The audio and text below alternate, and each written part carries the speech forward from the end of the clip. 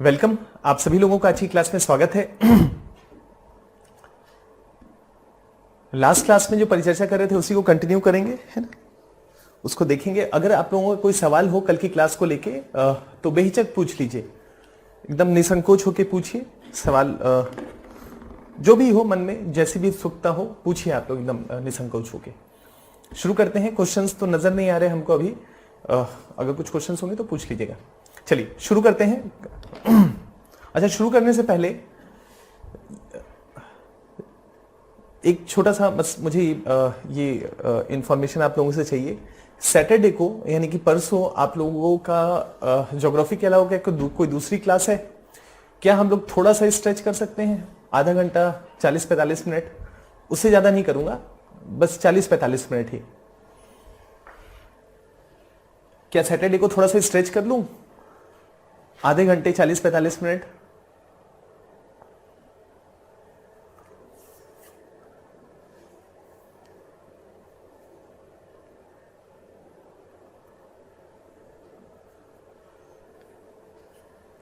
अच्छा, आप लोग बताइएगा मुझे। शुरू करता हूं तब तक। सैटरडे को अगर आप लोगों की ठीक है।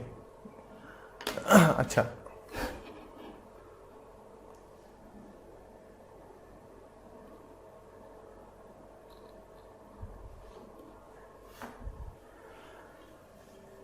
ठीक है। सैटरडे को मतलब कंटिन्यू करते हैं। सैटरडे को थोड़ा सा लंबा, 40-45 मिनट का। अच्छा,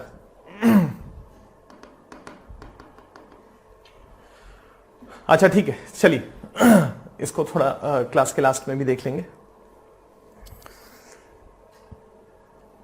कल जो चर्चा कर रहा था तो मैंने बीच में रोक दिया था कि जो फ्रंट वाला टॉपिक है, जो वाताग्र हम कर रहे थे, उस वाताग्र को एक बार आप लोग देख लीजिए और मतलब थोड़ा सा उसको रियलाइजेशन थ्रू विजुअलाइजेशन, थोड़ा विजुअल अप्रोच के साथ अगर हम लोग जोड़ लेंगे तो ज्यादा प्रभावी हो जाएगा वो। तो इसमें वाताग्र को लेके कल जो मैंने आपके साथ चर्चा किया था, या कल जो मैं चर्चा आपके साथ कर रहा था उसी को कंटिन्यू कर रहा हूं। कल हम वाताग्र की चर्चा कर रहे थे और मैंने कहा था कि वाताग्र अगर आप लोगों ने समझ लिया, फ्रंट फॉर्मेशन या वाताग्र समझ लिया, तो शीतोष्ण कटिबंधीय चक्रवात कुछ भी नहीं है। बहुत ही आसान टॉपिक है फिर, है ना। अच्छा, आज क्लास नहीं है, ठीक है। चलिए कोशिश करते हैं आज कंटिन्यू, आज 40-45 मिनट स्ट्रेच करें। आज सेकंड क्लास कैंसिल हो गई है तो आप आज एक्स्ट्रा क्लास ले सकते हैं। चलिए ठीक है, तो कोशिश करेंगे कि आज उष्ण कटिबंधीय चक्रवात वाला जो टॉपिक है वो कंप्लीट कर लें, ठीक है। जो भी समय लगे, 40-45 मिनट लगे तो उसको कर लेंगे। अच्छा, पीटी 365 की क्लास है, ठीक है, नहीं करेंगे टॉपिक। अब इस टॉपिक को क्लोज करते हैं, ठीक है। समझ गए, पीटी 365 की क्लास है, कोई बात नहीं। कुछ दूसरा सोचना पड़ेगा, 1 बजे से पहले कुछ क्लास करनी पड़ेगी। चलिए, फ्रंट वाताग्र बहुत आसान टॉपिक है। कल मैंने थोड़ा आपके साथ चर्चा भी किया था। 2 ही प्रकार का फ्रंट होता है, 2 ही प्रकार का वाताग्र होता है, एक कोल्ड और एक वार्म, है ना। क्यों कोल्ड और क्यों वार्म? मतलब एक गर्म और एक ठंडा वाताग्र होता है, या कह सकते हैं कि एक उष्ण वाताग्र होता है और एक शीत वाताग्र होता है। क्यों होता है? क्योंकि 2 ही प्रकार की हवाएं होती हैं, 2 विपरीत दिशाओं से आती हैं और वो मिलती हैं। उसके बारे में मैंने आपके साथ चर्चा किया था कि स्थिति ऐसी कुछ बनती है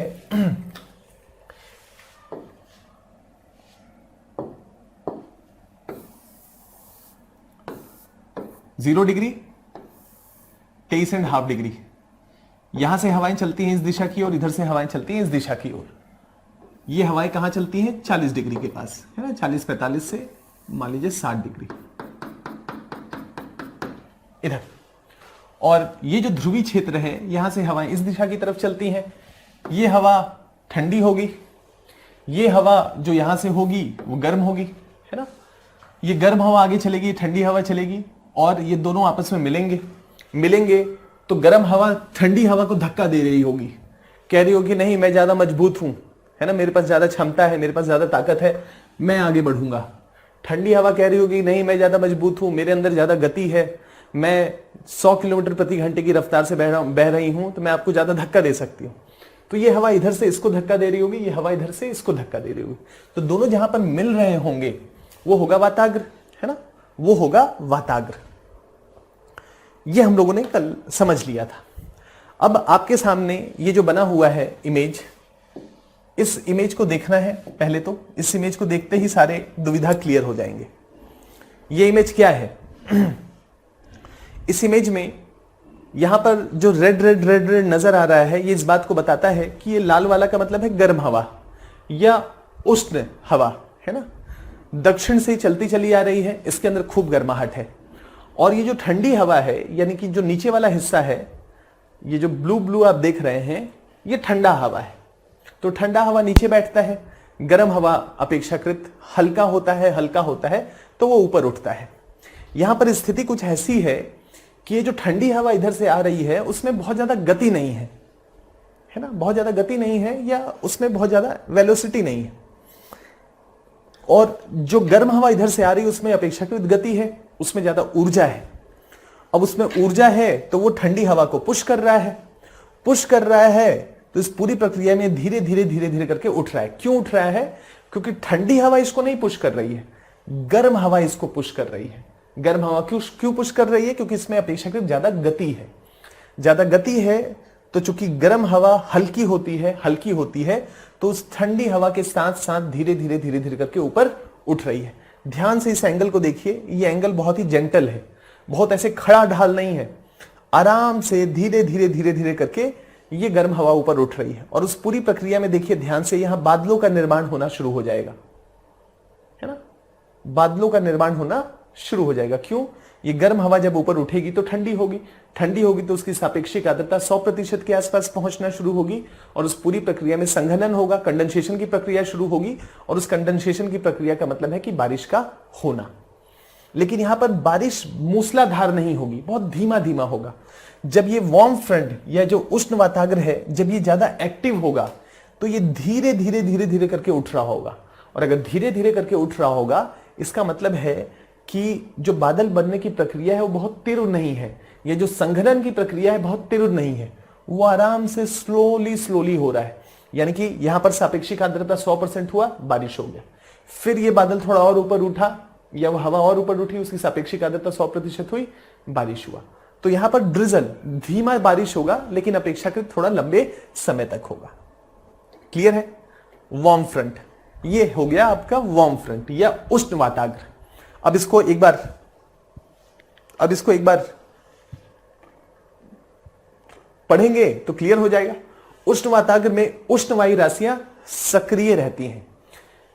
सक्रिय का मतलब क्या है? इनमें अपेक्षाकृत गति जाता है। सक्रिय रूप से ठंडी वायु राशियों के ऊपर आरोहित होती है, ऊपर उठ जाती है।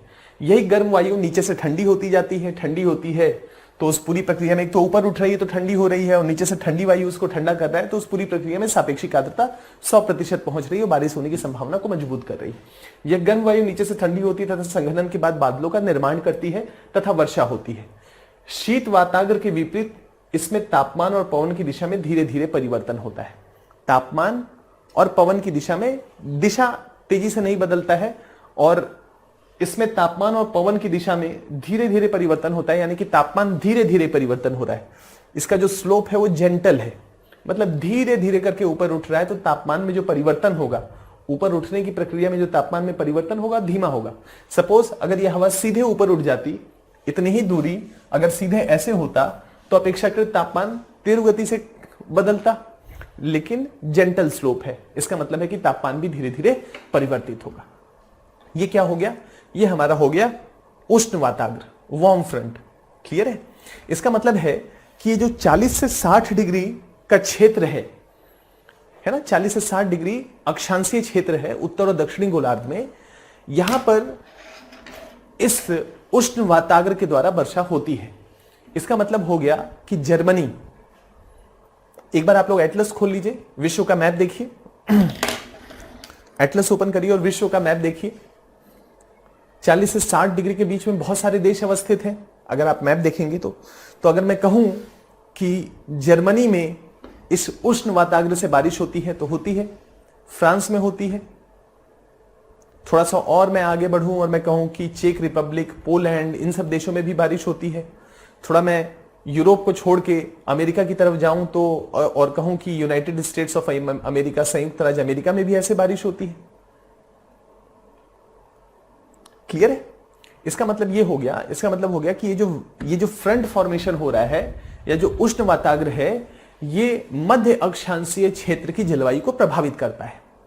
और या ये कहें कि यहां पर जो वर्षा होती है, इस 40 से 60 डिग्री अक्षांशीय क्षेत्र में जो वर्षा होती है वो वाताग्री वर्षा होती है।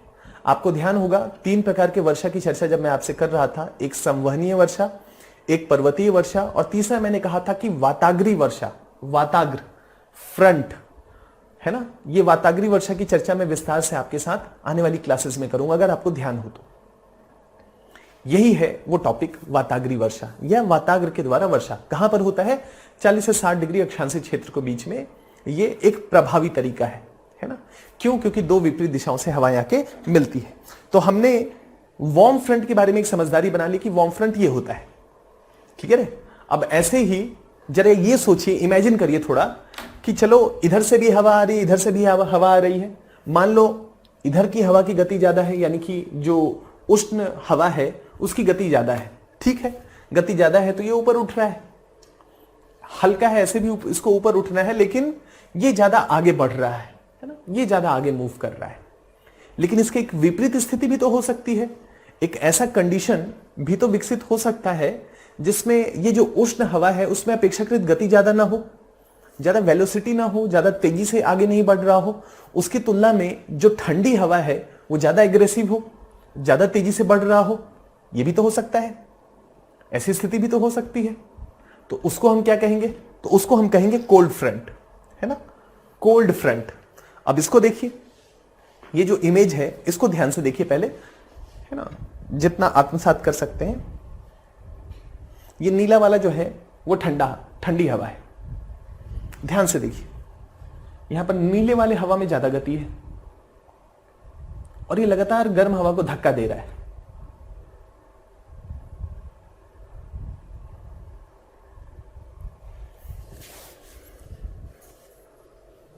ये नीला वाला हवा लगातार इसको धक्का दे रहा है, लाल वाली हवा या जो गर्म हवा है उसको लगातार पुश कर रहा है। इसका मतलब इसमें गति ज्यादा है, तभी तो इसको धक्का दे पा रहा है। इसका मतलब जो ये जो लाल है या जो गर्म हवा है उसमें अपेक्षाकृत गति नहीं है, यानी कि यहां पर ये जो कोल्ड फ्रंट है या, है ना, ये जो कोल्ड फ्रंट है या शीत वाताग्र है ये ज्यादा एग्रेसिव है, ठीक है। अब यहां पर सिचुएशन को समझिएगा, है ना, अंतर समझने का प्रयास करिएगा, ये टॉपिक आसान हो जाएगा। अब दोबारा से आप पिछला इमेज देखिए, यहां पर ध्यान से देखिए, ये गर्म हवा धीरे धीरे धीरे धीरे धीरे करके ऊपर उठ रहा है। क्यों ऊपर उठ रहा है? क्योंकि ठंडी हवा ज्यादा एक्टिव नहीं है। ठंडी हवा ज्यादा एक्टिव नहीं है तो ये इसको धक्का नहीं दे पा रहा है, तो ये गर्म हवा धीरे धीरे करके अपना आराम से ऊपर उठ रहा है और धीरे धीरे करके ऊपर उठ रहा है। इसका मतलब है कि यहां जो वर्षा हो रहा है वो बहुत तीव्र गति से नहीं हो रही है। यहां जो बारिश होगी वो मूसलाधार बारिश नहीं होगी, है ना, बिल्कुल ड्रिजल की तरह होगी, मतलब थोड़ा जैसे झिसापुई कहते हैं ना, उस तरह का कुछ बारिश होगा। अब स्थिति बदल गई, कोल्ड फ्रंट एक्टिव है ना, शीत वाताग्र ज्यादा एक्टिव है। अब जब देखिए शीत वाताग्र एक्टिव है और ये लगातार आगे बढ़ेगा तो यहां पर जो गर्म हवा होगी वो तो हल्की ही होगी, उसकी प्रकृति तो हल्की ही है, और हल्की है तो जब ये हवा आगे बढ़ेगी तो इस हवा को पुश करेगी कि भाई साहब आप ऊपर जाइए, इसको जाना पड़ेगा क्योंकि ये हल्का है। लगातार इसके एरिया को इंक्रोच किया जा रहा है, लगातार इसके एरिया को लिया जा रहा है। अब यहां पर चूंकि ये हवा गर्म है और हल्की है, तो अगर ठंडी हवा आ जाएगी तो इस गर्म हवा को इस वाताग्र के साथ साथ ऊपर उठना पड़ेगा। तो यहां पर ध्यान से देखिए कि यहां पर ध्यान से देखिए, ये जो ढाल है ना, इस ढाल के साथ साथ ये जो हवा ऊपर उठ रही है इसको ऊपर उठना पड़ेगा। ये एक खड़ी ढाल है, स्टीप स्लोप है। पिछला वाला जो स्लोप था वो स्टीप नहीं था, है ना, वो बिल्कुल मंद तरीके से धीमे धीमे धीमे धीमे धीमे करके गर्म हवा ऊपर उठ रही थी। यहां पर गर्म हवा को कैसे पुश किया जा रहा है? तीव्र गति से ऊपर पुश किया जा रहा है। अब जरा सोचिए कि अगर तीव्र गति से हवा को ऊपर पुश किया जाएगा तो इसका मतलब है कि ये हवा तेजी से ऊपर जाएगी, तेजी से ऊपर जाएगी तो घर्षण करेगी बहुत ज्यादा वायुमंडल के साथ, तो बिजली भी कड़क सकती है, एक बात। दूसरा, इस हवा को बहुत तेजी से ऊपर भेजा जाएगा तो तीव्र गति से ये नॉर्मल लैप्स रेट या बहुत तीव्र गति से ठंडा होगा, और बहुत तीव्र गति से ठंडा होगा तो संघनन की प्रक्रिया तीव्र हो जाएगी, और संघनन की प्रक्रिया तीव्र होगी तो पानी की बूंदें बड़ी बड़ी बनेंगी, तो जो बारिश होगी वो अपेक्षाकृत ज्यादा मूसलाधार होगी। हो सकता है कि पानी के साथ साथ बर्फ भी गिर जाए, क्यों? क्योंकि बहुत तेजी से इसको ऊपर पुश किया गया है। तो हो सकता है कि इसका जो संघनन है वो जो फ्रीजिंग पॉइंट है या 0 डिग्री सेल्सियस है उससे नीचे के तापमान पे जाके इसका संघनन हो, एक ऐसी स्थिति हो सकती है। इसका मतलब यह हो गया कि जब जब कोल्ड फ्रंट, ये ठंडा वाला फ्रंट एक्टिव होगा, तो इसका मतलब यह हो गया कि जिन जगहों पे, जिस भी जगह पे ये कोल्ड और वार्म फ्रंट मिल रहे होंगे और यहां पर कोल्ड फ्रंट ज्यादा एक्टिव होगा, वो बैड वेदर के बारे में बताएगा कि जो आने वाला मौसम है, जो मौसमी या जो वेदर फोरकास्टिंग होगा उसमें बताया जाएगा कि मौसम अच्छा नहीं होगा, मूसलाधार बारिश हो सकती है, बर्फ गिर सकता है, बिजली कड़क सकती है, थंडर स्टॉर्म हो सकता है। क्यों? क्योंकि सारा खेल ये क्या है? स्लोप का है, तीव्र गति से पुश किया गया, धीमे धीमे धीमे धीमे करके जाता, तो जो भी थोड़ा संघनन होता वो बारिश हो जाता, फिर ऊपर उठता, संघनन हो जाता, बारिश हो जाता, अपेक्षाकृत ड्रिजल होता है ना, बहुत ज्यादा बैड वेदर नहीं होता, धीमा बारिश होता। लेकिन चूंकि ये प्रक्रिया धीमी होती तो अपेक्षाकृत लंबे समय तक बारिश होती। यहां पर लंबे समय तक बारिश नहीं होगी, अपेक्षाकृत जो ड्यूरेशन होगा वर्षा का वो वार्म फ्रंट की तुलना में कम होगा, लेकिन बारिश मूसलाधार होगी, बिजली कड़क सकता है, ओले या बर्फ भी गिर सकते हैं। क्लियर? कोल्ड फ्रंट, शीत वाताग्र। तो कोल्ड फ्रंट और वार्म फ्रंट दोनों में अंतर है। अब इसका मतलब यह हो गया, इसका मतलब यह है कि जर्मनी, फ्रांस या अमेरिका में जो बारिश होती है वाताग्र से, उसमें जब वार्म फ्रंट पहुंचता है ना, उष्ण वाताग्र जब पहुंचता है तब अलग प्रकार का वेदर होता है, अलग तरीके से वर्षा होती है, और जब कोल्ड फ्रंट पहुंचता है तो वहां पर वर्षा होने की स्थिति अलग होती है, वेदर कंडीशंस अलग होते हैं, बिजली कड़कना, बर्फ गिरना, मूसलाधार बारिश होना, ये कोल्ड फ्रंट के साथ जुड़ा हुआ पहलू है, शीत वाताग्र के साथ जुड़ा हुआ पहलू है। लेकिन अगर कहें कि ये सब चीजें उष्ण वाताग्र में होती हैं तो स्टेटमेंट गलत होगा। उष्ण वाताग्र में मौसम अपेक्षाकृत या वर्षा जो है वो धीमे धीमे होता है या ड्रिजल के रूप में होता है, अपेक्षाकृत लंबे समय तक होता है, मूसलाधार बारिश नहीं होती है, छोटी छोटी पानी की बूंदों के रूप में, ड्रिजल के रूप में होता है, अपेक्षाकृत लंबे समय तक होता है। लेकिन शीत वाताग्र में, या जब शीत वाताग्र पहुंचता है, एक्टिव होता है, तो मूसलाधार बारिश होती है, बर्फ गिर सकता है, अपेक्षाकृत कम समय के लिए बारिश होती है। ठीक है, शीत वाताग्र। अब इसी को पढ़ लीजिए जो चर्चा किए हैं।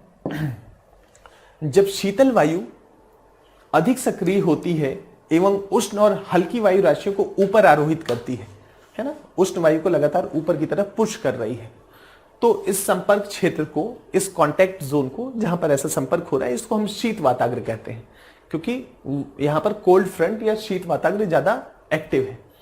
घर्षण का प्रभाव धरातल के पास पवन की गति को कम कर देता है, दोनों हवाएं टकराएंगी तो अपेक्षाकृत गति कम होगी, गति को कम कर देता है, जबकि स्वतंत्र रूप से प्रभावित होती हुई पवन तेजी से ऊपर उठ जाती है, ये गर्म हवा जो है तेजी से ऊपर उठ जाती है। इससे शीत वाताग्र का ढाल उष्ण वाताग्र की तुलना में अधिक तीव्र होता है, अधिक तीव्र होता है। जो ढाल है, जो स्लोप है, जो मैं चर्चा कर रहा था, वो उष्ण वाताग्र की तुलना में अपेक्षाकृत ज्यादा तीव्र होता है, और ज्यादा तीव्र होता है तो मूसलाधार बारिश होती है, थंडर स्टॉर्म होगा, और बर्फ पड़ने की भी संभावना अपेक्षाकृत ज्यादा होगी। क्लियर? ये वही है इमेज, ये आगे बढ़ रहा है, और इधर से जो उष्ण वाताग्र है वो अपेक्षाकृत धीमा है, स्लो है। तो दो प्रकार के वाताग्र को लेकर हमने एक समझदारी बनाई। एक हम लोगों ने देखा कि उष्ण वाताग्र क्या होता है, और दूसरा हम लोगों ने देखा कि शीत वाताग्र क्या होता है।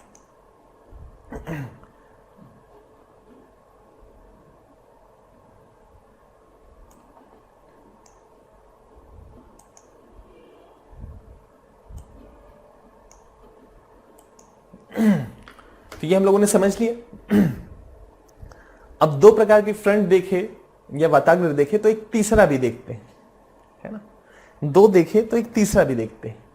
हमने अभी तक ये देखा कि एक बार उष्ण वायु एक्टिव होती है ज्यादा, उसमें गति ज्यादा होती है। कभी कभी हमने देखा कि जो शीत वाताग्र है वो ज्यादा एक्टिव होती है।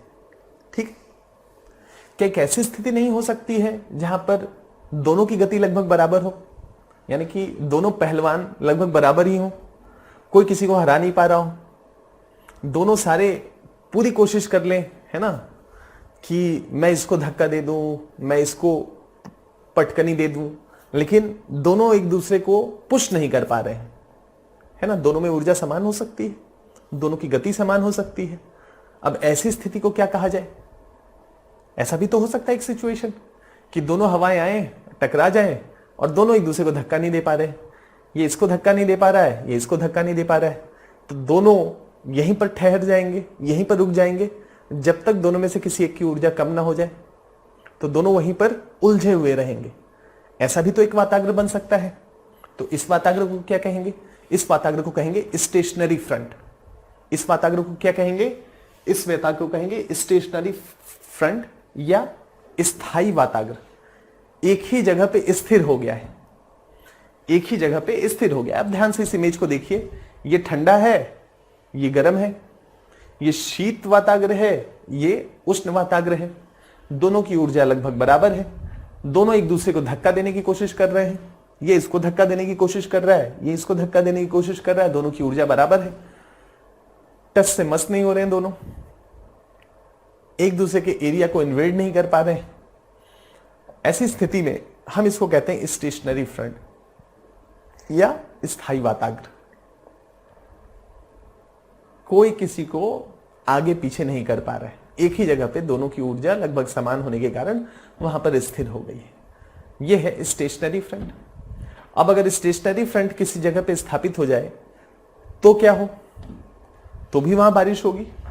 ये दोनों टकराएंगे, ये हवा हल्की होगी तो ऊपर तो उठेगी ही, बस ये इसके एरिया को इन्वेड नहीं कर पा रही है ना, क्योंकि इसमें भी उतनी ही गति है। लेकिन ये हल्का है तो ऊपर उठेगा ही, और ऊपर उठेगा तो बारिश होगी, है ना। ऊपर उठेगा तो बारिश होगी, है ना। तो इसका मतलब ये हो गया कि कई बार हम देखते हैं कि जो वायु राशियां हैं, एक ये वायु राशि है, उसका ये सामने वाला हिस्सा जिसको हमने शीत वाताग्र कहा, और एक ये वायु राशि है जिसका सामने वाला हिस्सा, उसको हमने फ्रंट वाला हिस्सा, उसको हमने उष्ण वाताग्र कहा। ये दोनों वायु राशियों की गति लगभग समान है, और समान होने के कारण एक जगह पे स्थायी हो जाते हैं, मूव नहीं करता है, वो फ्रंट वहीं पर स्थिर हो जाता है। इसको हम स्थायी फ्रंट कहते हैं। जब वायु राशियों में किसी प्रकार की गति नहीं होती है तो उनके मध्य का वाताग्र कुछ समय के लिए स्थिर हो जाता है, एक ही जगह पे स्थापित हो जाता है। जब शीत वाताग्र और उष्ण वाताग्र स्थिर हो जाए, है ना, ये दोनों एक जगह पे ही स्थिर हो जाए, तो स्थायी वाताग्र या स्टेशनरी फ्रंट का निर्माण होता है। अब सोचिए कि अगर किसी स्थान पे एक ऐसी स्थिति बन जाए, दोनों वहीं पर है, तो ये वार्म या जो गर्म हवा है तो लगातार ऊपर उठेगी ना, उसी जगह पे लगातार ऊपर उठती रहेगी। इसका मतलब क्या होगा? इसका मतलब है कि जब तक ये दोनों यहां रहेंगे, यानी कि दोनों फ्रंट यहां पर बने रहेंगे, तब तक आसमान में मेघ छाए रहेंगे, काले बादल होंगे, बारिश हो रहा होगा, क्योंकि लगातार ये प्रक्रिया उठने वाली होगी तो बारिश तो होगा। तो काफी दिनों तक 4, 5, 6, 7 डेज तक मौसम साफ नहीं होगा, है ना, वेदर क्लियर नहीं होगा, आसमान साफ नहीं होगा, मेघ आच्छादित जो है वो आप कह सकते हैं कि आसमान होगा। तो जिस क्षेत्र में ऐसे वातावरण का निर्माण होता है वहां लगातार कई दिनों तक आकाश मेघ आच्छादित रहता है तथा फुहार अथवा वृष्टि होती है।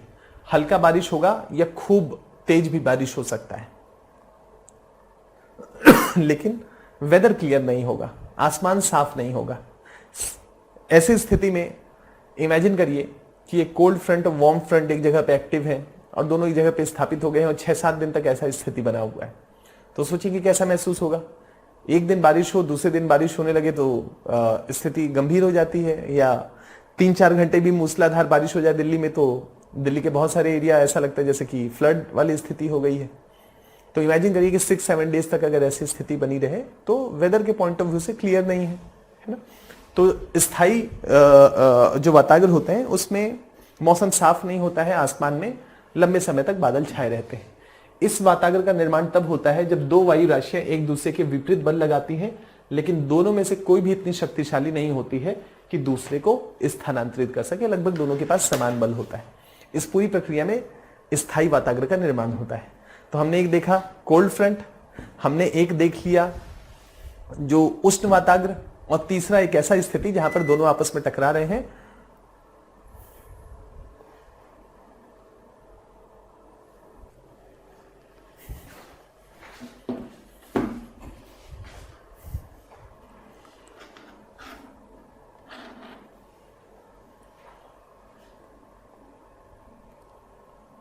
हेलो हेलो हेलो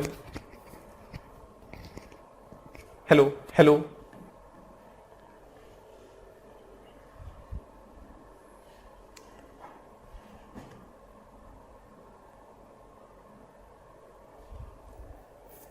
ठीक है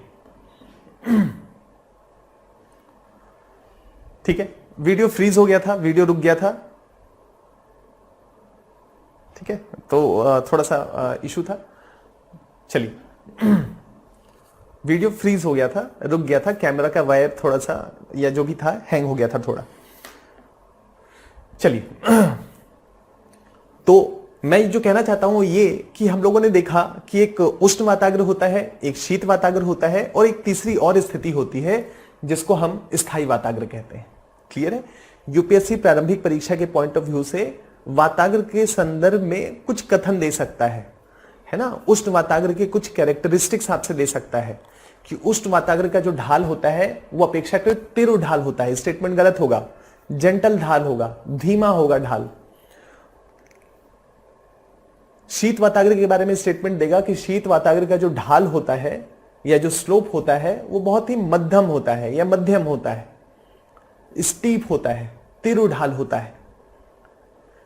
स्टेशनरी के बारे में, स्थायी वातावरण के बारे में स्टेटमेंट दे सकता है, कहेगा कि यहां पर कोल्ड फ्रंट ज्यादा एक्टिव होता है या शीत वातावरण जो है वो अपेक्षाकृत जो है उष्ण वातावरण की तुलना में ज्यादा एक्टिव होता है, या ये स्टेटमेंट दे सकता है कि उष्ण वातावरण ज्यादा एक्टिव होता है शीत वातावरण की तुलना में। तो आपको ध्यान रखना है कि स्टेशनरी का मतलब हो गया कि भैया दोनों इधर उधर नहीं जा रहे हैं, दोनों एक जगह पे स्थिर हैं और कोई किसी को जो है इधर उधर मूव नहीं करा पा रहा है या पुश नहीं कर पा रहा है। और ऐसी स्थिति में कैसे जलवायु दशाएं या कैसे वेदर कंडीशंस होंगे? तो वेदर कंडीशंस, आसमान में काले बादल छाए रहेंगे लंबे समय तक, 4-5-6 डेज तक। जब तक ये स्टेशनरी फ्रंट बना रहेगा तब तक वेदर क्लियर नहीं होगा, आसमान साफ नहीं होगा। मूसलाधार बारिश भी हो सकती है और ये डिपेंड करेगा, है ना, कि कितनी तेज गति से ये हवा ऊपर उठ रही है। अगर हवा धीरे धीरे उठेगी तो अपेक्षाकृत ड्रिजल होगा, और तेज गति से उठेगा तो मूसलाधार बारिश होगी। ठीक है, तो हमने 3 प्रकार का फ्रंट देख लिया। अब एक चौथा और देखना है। चौथा और देखना है का मतलब क्या है? चौथा और देखने का मतलब है कि इमेजिन करिए कि ये ठंडा वातावरण है या शीत वातावरण है और ये उष्ण वातावरण है। अब ये शीत और उष्ण वातावरण दोनों आपस में मिल रहे हैं और हमको मालूम है कि जो उष्ण वातावरण है या ये जो गर्म हवा है, इसकी प्रकृति क्या है? इसकी प्रकृति गर्म है, और गर्म है तो ये हल्का है, हल्का है तो इसको ऊपर उठना पड़ेगा, इसको ऊपर उठना पड़ेगा। अभी तो ये धरातल से जुड़ा हुआ है, धरातल के साथ टच है, लेकिन लगातार दोनों आपस में टकराते रहेंगे तो एक ऐसी स्थिति आएगी जहां पर ये पूरा का पूरा उष्ण वातावरण धरातल से कट जाएगा। धरातल से कट जाएगा का मतलब है कि धरातल के साथ जुड़ा नहीं रहेगा, धरातल से दूर हो जाएगा। तो ऐसी स्थिति में नीचे ठंडी हवा और ऊपर गर्म हवा स्थापित हो जाएगी।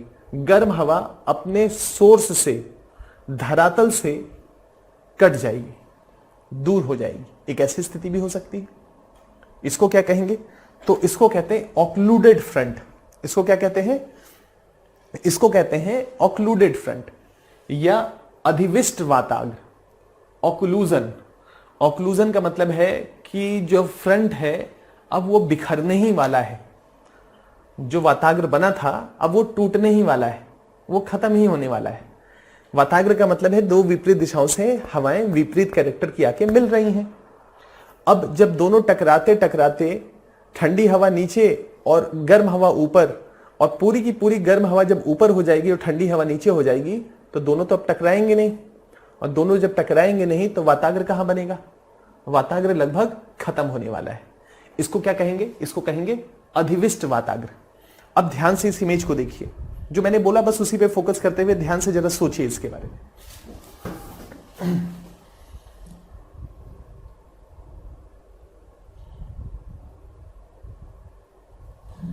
इस वाले को देखिएगा, ये गर्म हवा है, अभी जमीन से जुड़ी हुई है।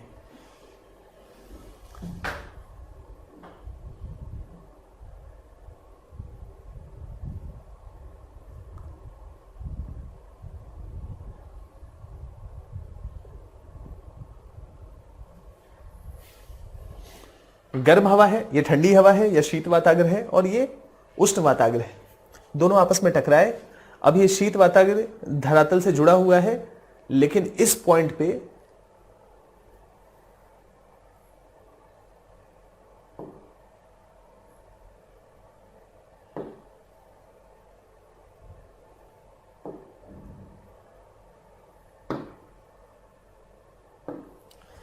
अभी ये धरातल से जुड़ा हुआ है ना, ये धरातल से जुड़ा हुआ है, लेकिन यहां से जो शीत वाताग्र आ रहा है, जो लगातार इसको धक्का दे रहा है, एक ऐसी स्थिति उत्पन्न होगी जहां पर ये ऊपर उठ जाएगा, है ना, और धरातल से कट ऑफ हो जाएगा, धरातल से दूर हो जाएगा।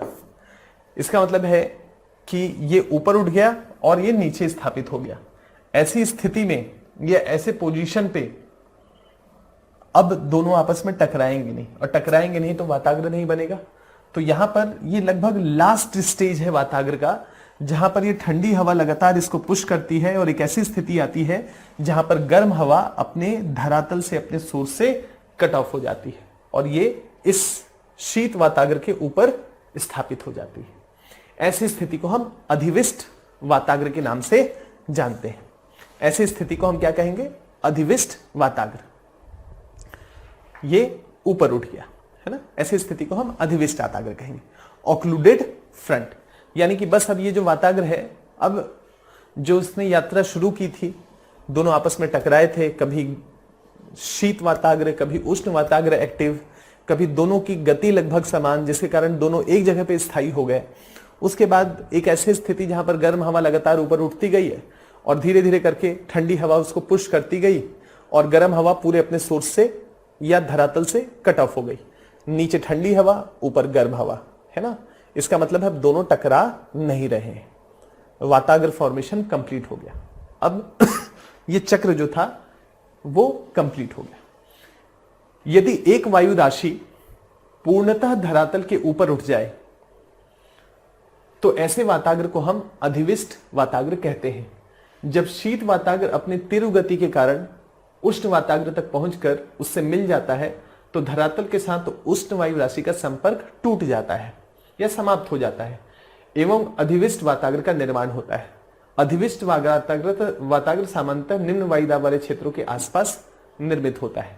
निम्न वायुदाब, लो प्रेशर का मतलब क्या हो गया? नीचे ठंडा हवा है, ऊपर गर्म हवा है, तो गर्म हवा का मतलब क्या हो गया कि लो प्रेशर का सेंटर है या लो प्रेशर है। तो जनरली ठंडी हवा गर्म हवा के क्षेत्र तक पहुंच जाती है ना, कि या गर्म हवा के क्षेत्र तक पहुंच के उसको कट ऑफ करती है। तो इसका मतलब है कि जो कर्क रेखा से यात्रा शुरू हुई थी गर्म हवा की या उष्ण वायु की या उष्ण वायु राशि की, उस एरिया तक पहुंच के ठंडी हवा उसको नीचे से कट कर देती है। तो उस संदर्भ में टॉपिक लिख रहा है कि जनरली निम्न वायु दाब का क्षेत्र होता है जहां पर हवाएं नीचे से ऊपर की तरफ उठ रही।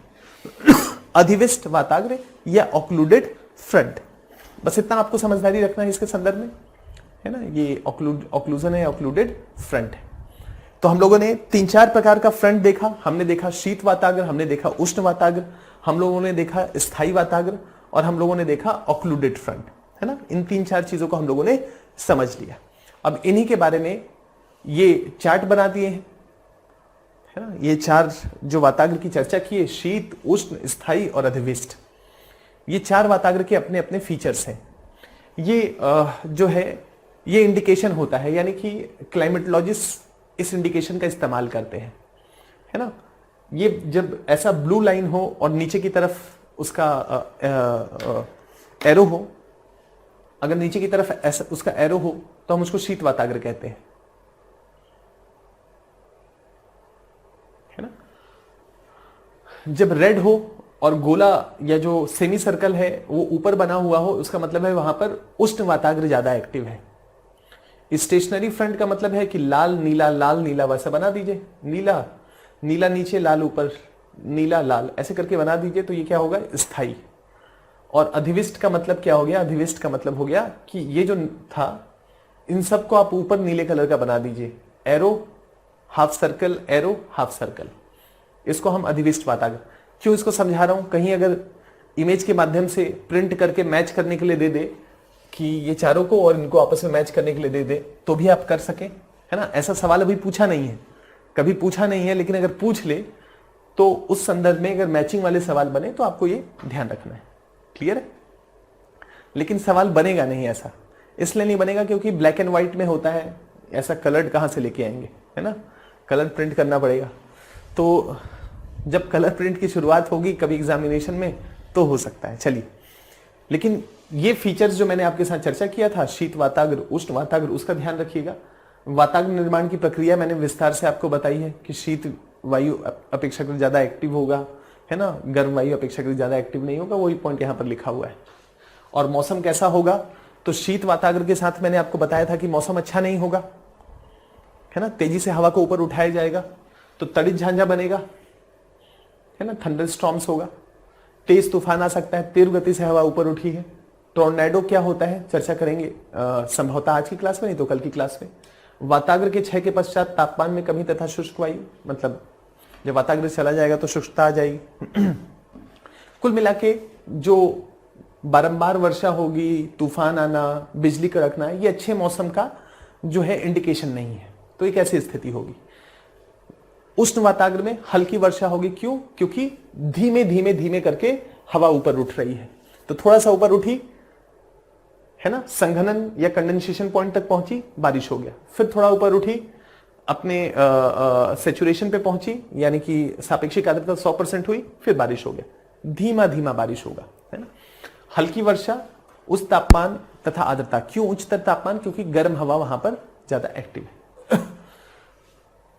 स्थायी वाताग्र एक ही जगह पर स्थापित हो गए हैं, लंबे समय तक वर्षा होगी तथा मेघ, मतलब ऊपर आसमान पे बादल छाए रहेंगे, आसमान साफ नहीं रहेगा, है ना, ये महत्वपूर्ण है। ऑक्लूडेड फ्रंट, ऑक्लूडेड फ्रंट का मतलब क्या हो गया कि ठंडी हवा ने गर्म हवा को अपने सोर्स से काट दिया तो वहां पर उसने गर्म हवा को ऊपर पुश कर दिया, तो ये भी स्थिति कहीं ना कहीं जो है तड़ित झांझा को, बिजली कड़कने को, इन सब चीजों को जन्म देंगे। तो यहां पर तड़ित झांझा होगा और उसके साथ साथ खूब वर्षा होगी, क्योंकि गर्म हवा फाइनली ऊपर उठ गई। अब जो भी उसके पास आर्द्रता है वो सब नीचे आएगा, अगर वो उस सेचुरेशन पॉइंट या सापेक्षिक आर्द्रता को 100% तक ऊपर तक अगर संघनन हो पाया। क्लियर। तो ये 3-4 वाताग्र हैं, इन वाताग्र और इनके कैरेक्टरिस्टिक्स को ध्यान रखना है। कैरेक्टरिस्टिक्स या इनका जो मौसम है इसको ध्यान रखना है। निर्माण की जो प्रक्रिया है उसको विस्तार से आपके साथ चर्चा की, उसके कॉन्सेप्ट को विस्तार से चर्चा की है। ये जो स्लाइड है ये समय समय पे देखते रहिएगा, है ना, कि शीत वाताग्र कम से कम एक बार बीच बीच में रिवाइज कर लीजिएगा। कॉन्सेप्चुअल सवाल आएगा तो यहां से, इंफॉर्मेशन वाला सवाल आएगा कि इसमें ऐसा मौसम होता है, ऐसा मौसम होता है, ऐसा मौसम होता है, तो अब आप उसको कॉन्सेप्ट को समझ गए हैं तो इसको समझना अपेक्षाकृत आसान काम है। यहां तक जो मैंने आपके साथ डिस्कस किया, अगर किसी को कोई डाउट है तो बताइए, और अगर समझ में आ गया है तो यस लिखिए ताकि मैं आगे मूव करूं।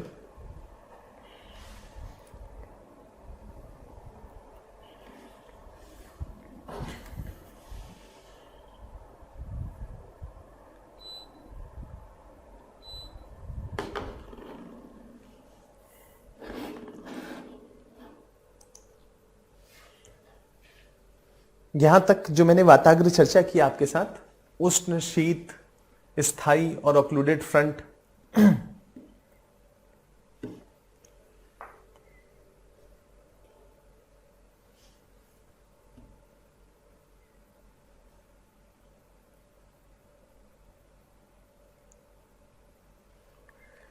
खालिद का सवाल है कि क्या मैक्सिको के तट पर अधिविष्ट वाताग्र से वर्षा होती है? मैक्सिको बहुत नीचे है।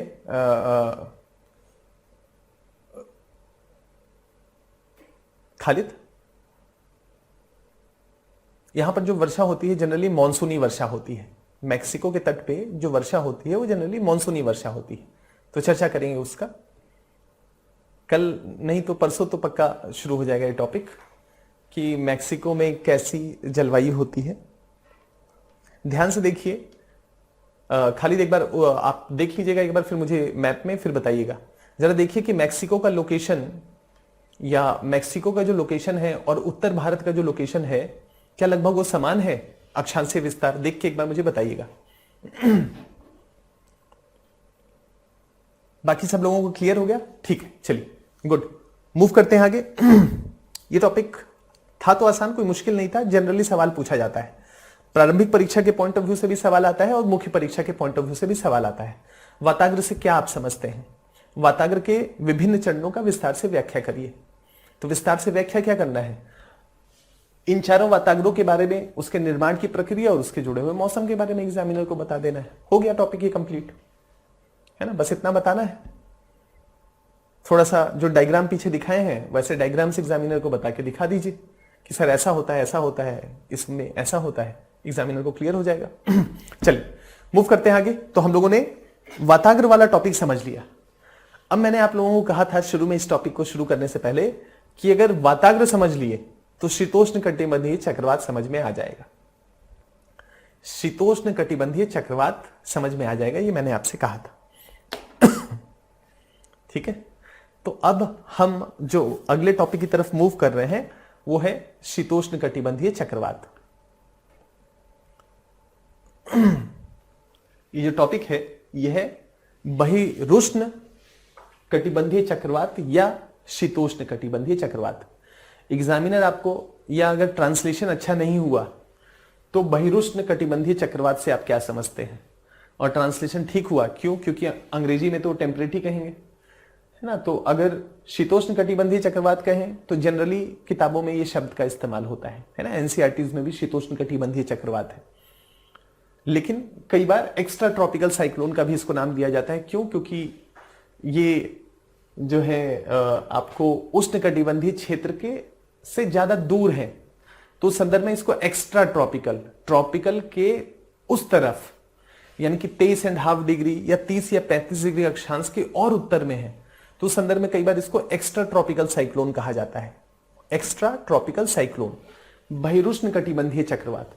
तो बहिरुष्ण कटिबंधीय चक्रवात कहें या शीतोष्ण, शीतोष्ण का मतलब हो गया लगभग 40 से 60 डिग्री के या मध्य अक्षांशीय क्षेत्र। शीतोष्ण कटिबंधीय चक्रवात, दोनों का मतलब एक ही है। तो ये मत सोचिएगा कि सर ने मतलब कभी यूपीएससी सवाल पूछ ले कि बहिरुष्ण कटिबंधीय चक्रवात से आप क्या समझते हैं, विस्तार से व्याख्या करिए या जो भी उसके स्टेप्स हैं उनके बारे में बताइए। तो ये मत समझिएगा कि सर ने तो बताया ही नहीं था, ये पढ़ा ही नहीं, सारे चक्रवात पढ़ा है, बहिरुष्ण नहीं पढ़ा है। तो बहिरुष्ण कुछ नहीं है, सेम है शीतोष्ण कटिबंधीय चक्रवात। और ये शीतोष्ण कटिबंधीय चक्रवात कुछ नहीं, वाताग्र है। वाताग्र को, यानी कि वाताग्र के बारे में अगर हमने जो चर्चा किया है उसी चीज को अब हम दोबारा से इस चक्रवात में करने के लिए जा रहे हैं, यानी इस टॉपिक को करने के लिए जा रहे हैं। देखिए चक्रवात, सबसे पहले तो हमको ये शीतोष्ण का मतलब है, हमको मालूम है मध्य अक्षांश का क्षेत्र। हमारे लिए जो शब्द है, जिस शब्द को हमको पहले समझना है वो है चक्रवात। ये है क्या चक्रवात, है ना? चक्रवात है क्या, इसी को तो समझना है। चक्रवात को समझ जाएंगे तो टॉपिक कंप्लीट हो जाएगा। ये तो चक्रवात कुछ नहीं होता है, बहुत ही एक आसान सा आप कह सकते हैं कि एक सिस्टम होता है, लेकिन इंटेंस होता है ना? इसकी गति 200-250 किलोमीटर प्रति घंटे की रफ्तार तक पहुंच जाती है, और 200-250 किलोमीटर प्रति घंटे की रफ्तार से अगर कोई हवा चले और साथ में बारिश भी करे तो वो चिंताजनक स्थिति होती है, वो एक प्रकार की आपदा होती है।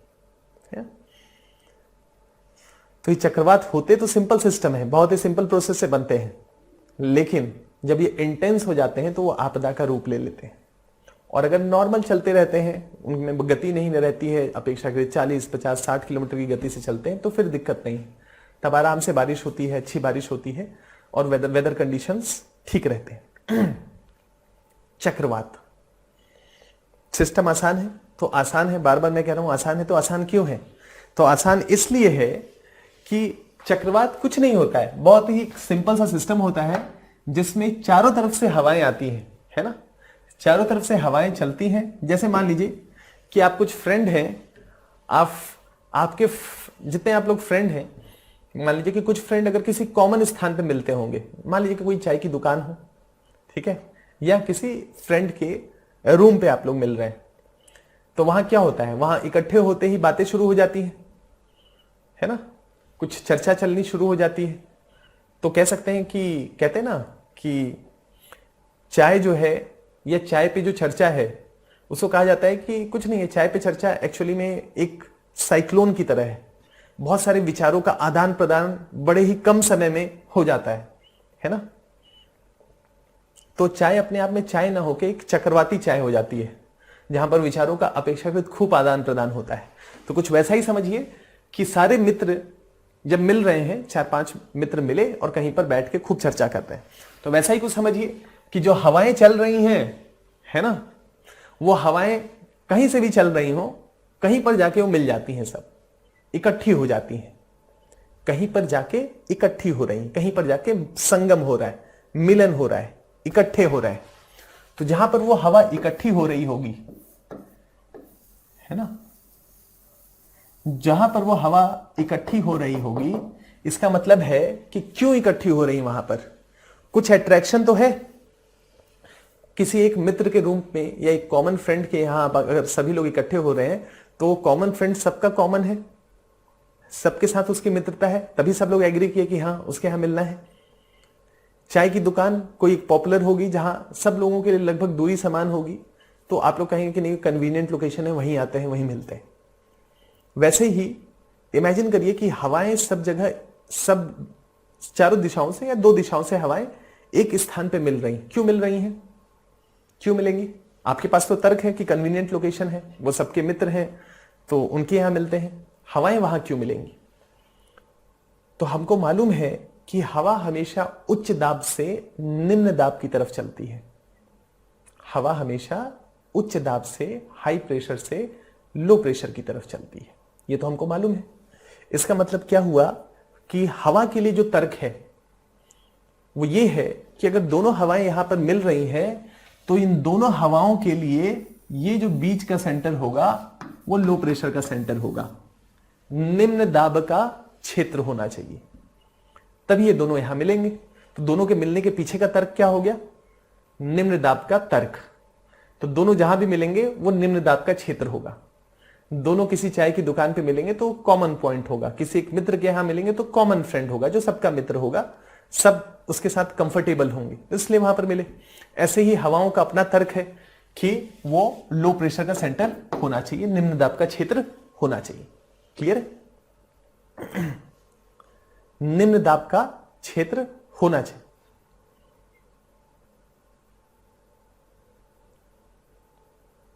और अगर निम्न दाब का क्षेत्र होगा तो सारी हवाएं रश करेंगी उस निम्न दाब, क्योंकि दाब कम है। क्यों दाब कम है? क्योंकि हवाएं ऊपर उठ रही हैं। तो नीचे का जो खालीपन है उसको भरने के लिए हवाएं दोनों दिशाओं से वहां पर इकट्ठी होंगी, उस खालीपन को भरना है, और उस खालीपन को भरने की प्रक्रिया में दोनों वहां पर मिलेंगी और वहां पर निम्न दाब का क्षेत्र बन जाएगा। अब समझिए इस बात को। गर्म हवा और ठंडी हवा, उष्ण या उष्ण वायु राशि और शीत वायु राशि दोनों मिलते हैं तो वाताग्र बनता है। वो वाताग्र क्या होता है? लो प्रेशर का सेंटर होता है, निम्न दाब का क्षेत्र होता है। उष्ण वायु और शीत वायु दोनों जहां पर मिलेंगे वो लो प्रेशर का सेंटर होगा।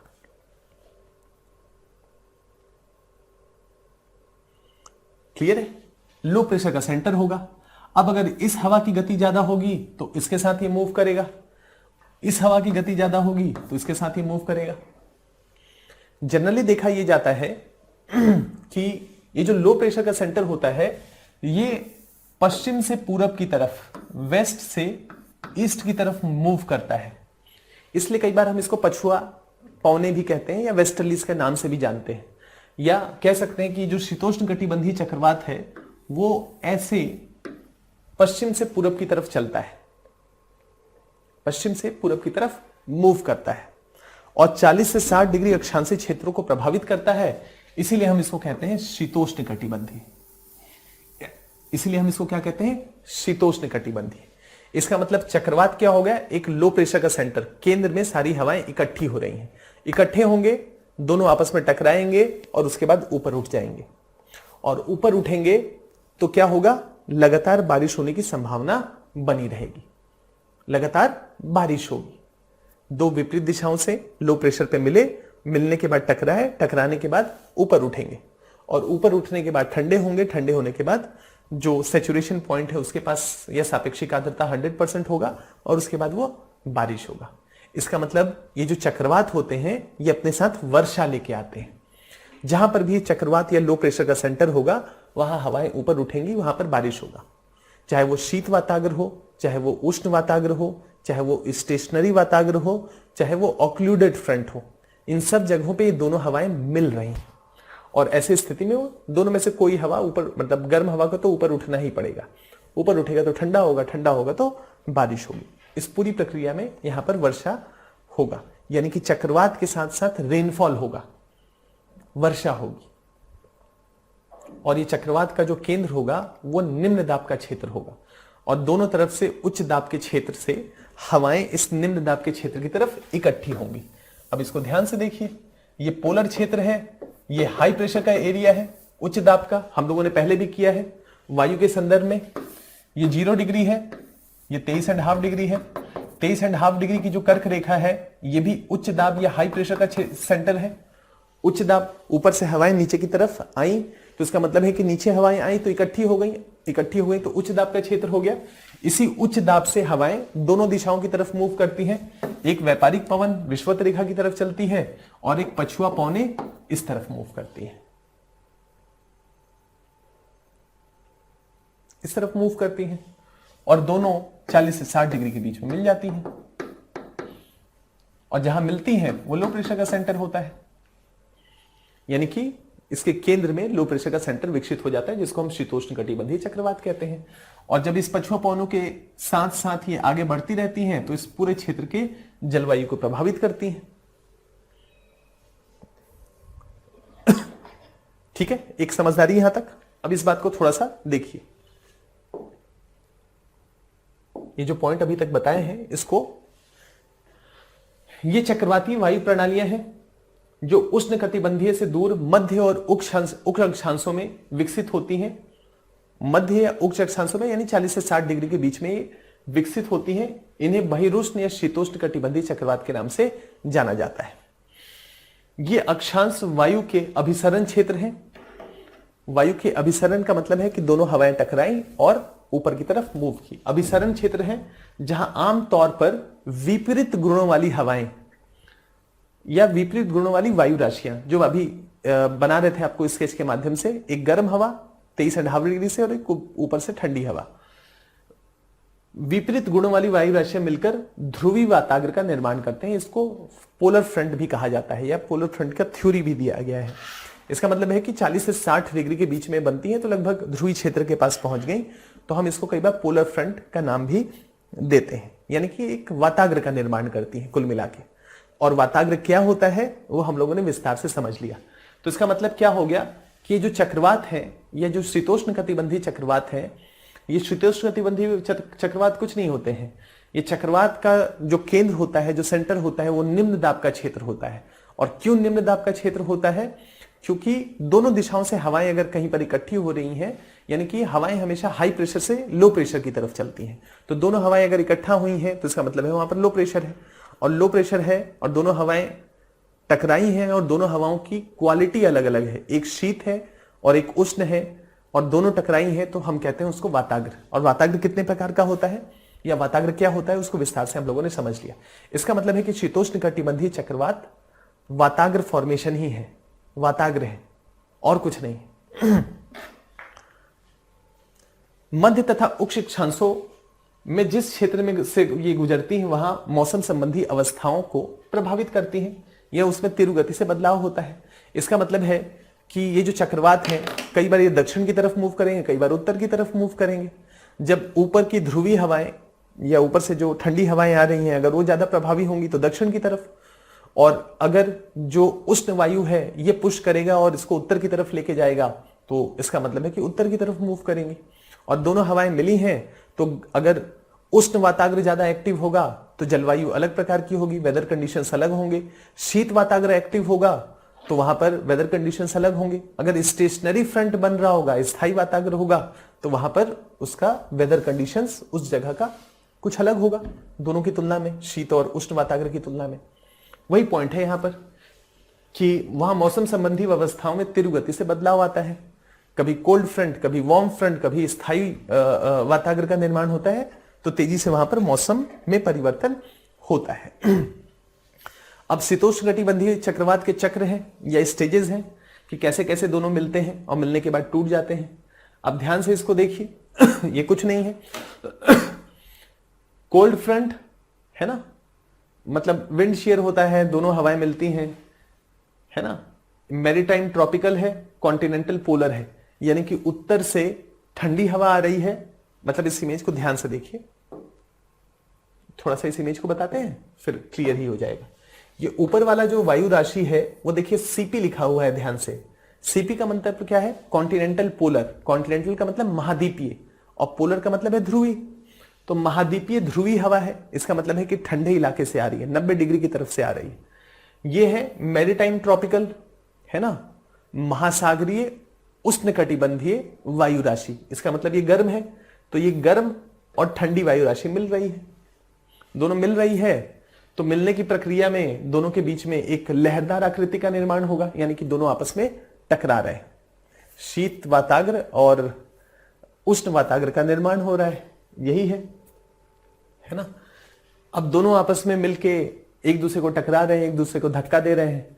अगर कोल्ड फ्रंट एक्टिव होगा तो कोल्ड फ्रंट का निर्माण हो जाएगा, अगर वार्म फ्रंट एक्टिव होगा तो वार्म फ्रंट का निर्माण हो जाएगा, है ना। अब ये सारी स्थिति बनेगी। फिर एक ऐसी स्थिति आएगी जहां पर ये जो गर्म हवा होगी इसको ये ठंडी हवा के द्वारा अपने सोर्स से कट कर दिया जाएगा, यानी धरातल से कट कर दिया जाएगा, तो उसका ऑक्लूजन हो जाएगा, वो अपने स्थान से दूर हो जाएगी।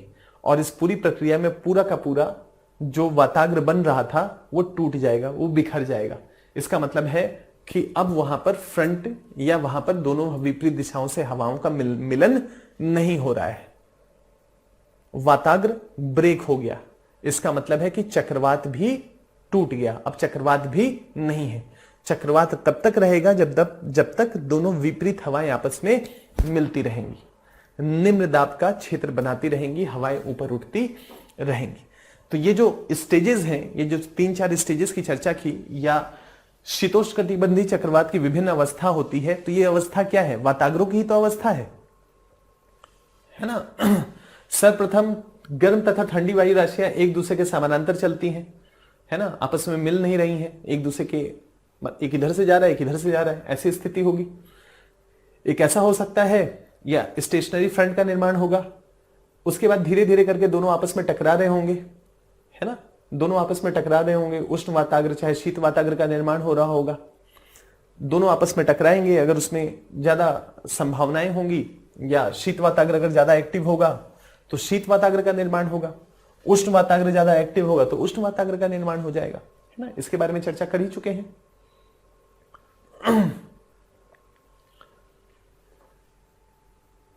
उसके बाद क्या होगा? पीछे से आता हुआ शीत वाताग्र उष्ण वायु को और अधिक आरोहित करता है, धीरे धीरे करके शीत वायु जो है या शीत वाताग्र जो है उष्ण वाताग्र को लगातार पुश करता रहेगा, तो वो ऊपर उठता रहेगा, है ना, जिसके परिणाम स्वरूप शीत वाताग्र के पास कपासी मेघ बनेंगे। मतलब तेजी से ऊपर उठाएगा तो कपासी मेघ का मतलब वर्टिकल ध्यान होगा कि बहुत ज्यादा गहरे मेघ का निर्माण होगा, बहुत मूसलाधार बारिश होगी, है ना, बादल कड़केंगे, तो कपासी मेघ वैसा ही करते हैं, वैसा निर्माण होगा। शीत वाताग्र उष्ण वाताग्र की अपेक्षा तीव्र गति से चलते हैं। शीत वाताग्र उष्ण वाताग्र की तुलना में अगर अपेक्षाकृत तीव्र गति से चलते हैं और अंततः उष्ण वाताग्र को पूरी तरह से ढक देते हैं या उनको अपने सोर्स से कट कर देते हैं, तो अधिविष्ट वाताग्र का निर्माण होगा, ऑक्लूडेड फ्रंट का निर्माण होगा। इसकी चर्चा विस्तार से आपके साथ किए हैं, है ना। यही था, यानी कि अगर वाताग्र समझ लिए हैं तो शीतोष्ण चक्रवात को समझना कोई मुश्किल काम नहीं है। कुछ नहीं, एग्जामिनर को बता देना है कि शीतोष्ण वाताग्र चक्रवात क्या होता है। लो प्रेशर का सेंटर होता है जहां पर चारों दिशाओं से हवाएं आके मिलती हैं, 40 से 60 डिग्री के अक्षांश में होता है। फिर एग्जामिनर को बस ये बता देना है ना, कि शीतोष्ण कटिबंधीय चक्रवात की अवस्था होती है तो कौन सी अवस्था होती है, stationary front, cold front, warm front और ऑक्लूडेड फ्रंट। इन सब के बारे में एग्जामिनर को बता देना है कि सर ऐसा होता है, और ऑक्लूडेड फ्रंट के बाद वो टूट जाता है, बिखर जाता है, चक्रवात खत्म हो जाता है। इतना ही है ये टॉपिक, यानी कि चक्रवात कुछ नहीं है, वाताग्र अगर समझ लिए उसी को इस पे आरोपित कर दीजिए, टॉपिक कंप्लीट। चलिए मूव करते हैं आगे। अब इसका बस शीतोष्ण चक्रवात का मार्ग देख लेते हैं, है ना, इसका डायरेक्शन क्या होता है। तो जनरली इसका डायरेक्शन जो होता है वो पश्चिम से पूरब दिशा की तरफ होता है, यानी कि जो हवाएं चलती हैं आपको कर्क रेखा के पास से, उसके साथ साथ ये चक्रवात आगे की तरफ मूव करता रहता है, यानी कि गर्म हवाओं के साथ आगे ये जो डायरेक्शन है, ये गर्म हवाएं आगे चलती रहती हैं, मूव करती हैं, ठंडी हवा नीचे बैठती है और गर्म हवा ऊपर उठती रहती है। तो चक्रवातों का जो डायरेक्शन होता है वो जनरली पश्चिम से पूरब की तरफ होता है। किधर से होता है, पश्चिम से पूरब की तरफ, है ना, वेस्ट से ईस्ट की तरफ होता है। अब यहां पर ध्यान से इस बात को समझिए, पश्चिम से पूरब की तरफ किस अक्षांश पे, 40 से 60 डिग्री अक्षांश के पास, लगभग 40 to 60 डिग्री अक्षांश को ये शीतोष्ण कटिबंधीय चक्रवात प्रभावित करते हैं। अब जरा ये सोचिए कि अगर पश्चिम से पूरब दिशा की तरफ ये हवा चल रही है ना, पश्चिम से पूरब दिशा की तरफ ये हवा चल रही है, तो यहां पर सपोज मान लीजिए कि ये यूरोप है ना, यूरोप के इस 40 से 60 डिग्री अक्षांश के बीच में की जलवायु को ये शीतोष्ण कटिबंधीय चक्रवात प्रभावित करती है। अब यहां पर ये हवा चली, अब सोचिए कि ये जो महासागर है, अटलांटिक महासागर, इसका लगातार वाष्पीकरण हो रहा होगा, है ना, वाष्पीकरण हो रहा होगा, लगातार वाष्पीकरण हो रहा होगा। तो ये जो हवाएं हैं उन जल वाष्प को लेके आगे बढ़ रही होंगी, और जल वाष्प को लेके जब ये आगे बढ़ेंगी तो ये धरातल है, ये धरातल है। अब इस धरातल पे तो ये हवाएं बहुत ज्यादा वाष्पीकरण नहीं कर पाएंगी, तो इनके पास जो जल वाष्प होगा जब इसको आगे लेके चलेंगी तो ये यहां बारिश करेंगी, थोड़ा और अंदर जाएंगी तो थोड़ा कम बारिश करेंगी, थोड़ा और अंदर जाएंगी तो कम बारिश करेंगी, थोड़ा और अंदर जाएंगी तो कम बारिश होगी। इसका मतलब है कि जैसे जैसे महाद्वीपों के अंदर ये हवाएं चलती जाएंगी वैसे वैसे वर्षा की मात्रा कम होती जाएगी। जैसे जैसे इन महाद्वीपों के किनारों से या तटीय क्षेत्रों से जैसे जैसे अंदरूनी हिस्सों की तरफ ये हवाएं चलेंगी वैसे वैसे उनके अंदर आर्द्रता की मात्रा में कमी होगी, और उस पूरी प्रक्रिया में वर्षा अपेक्षाकृत कम होगी,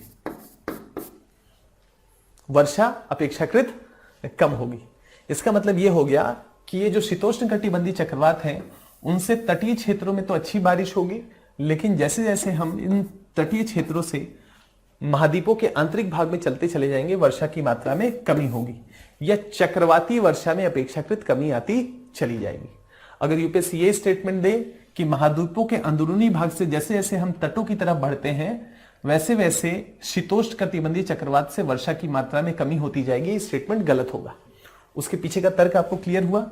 ये हवाओं का मूवमेंट पश्चिम से पूरब की तरफ है, और इसी के साथ साथ चक्रवात भी मूव कर रहे हैं, और अगर चक्रवात इसके साथ मूव कर रहे हैं तो लो प्रेशर का सेंटर, हवा ऊपर उठ रही है और बारिश हो रही है, तो यहां पर ये हवाएं खूब सारी आर्द्रता लेके चल रहे हैं, तो यहां पर वो आर्द्रता ये जो तट के करीब है वहां पर अपेक्षाकृत ज्यादा बारिश होगी। और जैसे जैसे हवाएं अंदर की तरफ बढ़ती जाएंगी, वो ऑलरेडी अपनी आर्द्रता को गिरा चुकी हैं या बारिश कर चुकी हैं, तो उनके पास बहुत ज्यादा आर्द्रता नहीं है।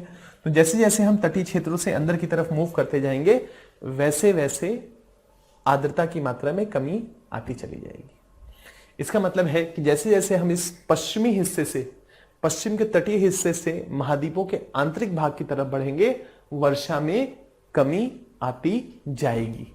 ये स्टेटमेंट ध्यान रहेगा, इस स्टेटमेंट को ध्यान में रखना है कि पश्चिम के तटों से जैसे जैसे हम महाद्वीपों के आंतरिक हिस्से में बढ़ते हैं मध्य अक्षांशीय क्षेत्रों में वैसे वैसे वर्षा में कमी आती चली जाती है। अब कमी आती है तो किस प्रकार की जलवायु का निर्माण होता है उसको मेरे ख्याल से परसों की क्लास में परसों नहीं, नेक्स्ट वीक की क्लास में डिस्कस करेंगे, क्योंकि परसों कल क्लास नहीं है तो परसों एक क्लास लगेगा और उसके बाद एक और क्लास, तो उसकी चर्चा करेंगे। देखिए ठीक है, अच्छा नाम नहीं लेते हैं नहीं तो कंफ्यूज हो जाएंगे। लेकिन जैसे जैसे हम महाद्वीपों के या तटीय भागों से महाद्वीपों के आंतरिक भाग की तरफ बढ़ते हैं वैसे वैसे वर्षा में कमी आती चली जाती है। क्यों कमी आती चली जाती है? क्योंकि वाष्पीकरण जो है या जलवाष्प जो यहां पर उपलब्ध था वो यहां उपलब्ध नहीं है। ठीक है, क्लियर हुआ यहां तक? अब इस पॉइंट को थोड़ा सा देख लेते हैं।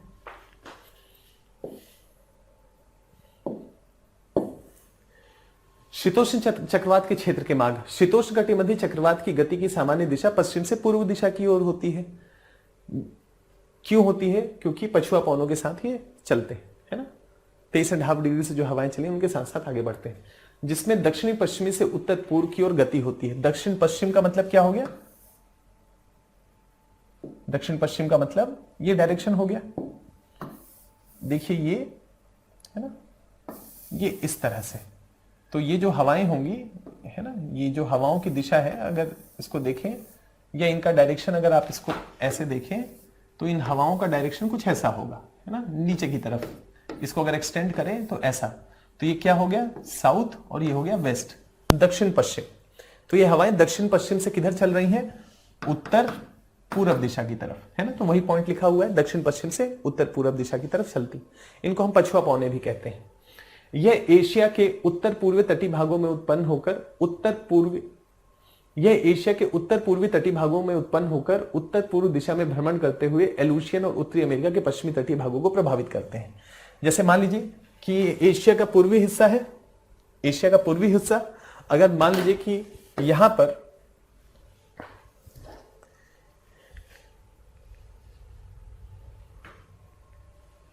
ये एशिया का पूर्वी हिस्सा है, अगर एशिया का ये पूर्वी हिस्सा है, यहां पर ओरिजिनेट होती हैं, तो ये हवाएं ऐसे चल रही हैं, और अगर ये हवाएं ऐसे चल रही हैं तो यहां आगे चलेंगी, तो यही इलाका है नॉर्थ अमेरिका का, इसके इस तरफ जापान है, तो यहां से ये हवाएं ऐसे चलेंगी तो इस क्षेत्र को प्रभावित करेंगी। यानी कि किसको प्रभावित करेंगी? उत्तरी अमेरिका के पश्चिमी हिस्से को प्रभावित करेंगी, उत्तरी अमेरिका के पश्चिमी हिस्से को।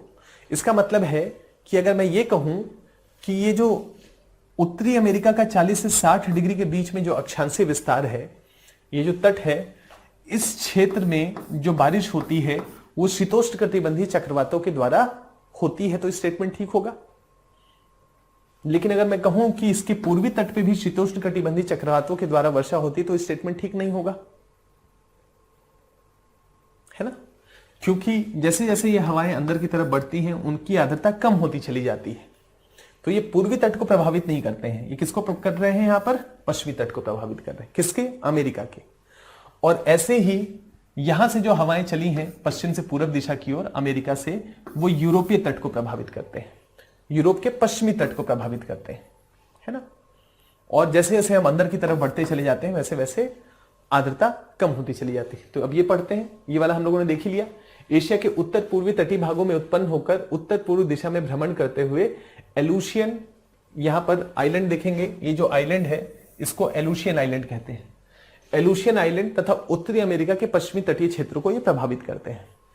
एक और पॉइंट देख लीजिए, उत्तरी अमेरिका के उत्तर पूर्वी तट से, यानी कि उत्तरी अमेरिका के उत्तर पूर्वी तट से उत्पन्न होकर ये हवाएं या ये चक्रवात पछुआ हवाओं के साथ पूर्व दिशा की ओर मूव करते हैं, पूरब की तरफ मूव करते हैं और पश्चिमी यूरोपीय देशों को प्रभावित करते हैं, पश्चिमी यूरोप के देशों को प्रभावित करते हैं। और तटीय क्षेत्रों पर अपेक्षाकृत इनका प्रभाव ज्यादा होता है। जैसे जैसे हम अंदर की तरफ चलते चले जाते हैं तापमान में, आर्द्रता में कमी आती चली जाती है। इसका मतलब तटीय क्षेत्रों में खास करके पश्चिमी यूरोप और अमेरिका के पश्चिमी हिस्से को ये प्रभावित करते हैं।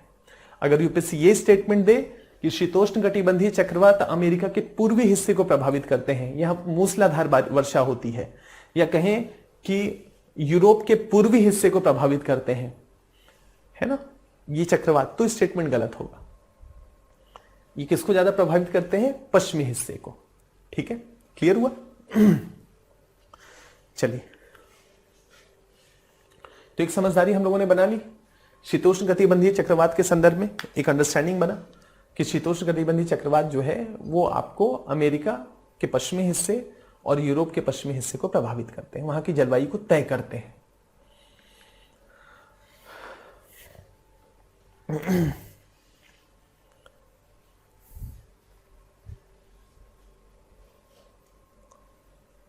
अब एक और देखते हैं, एक और अंडरस्टैंडिंग बनाते हैं।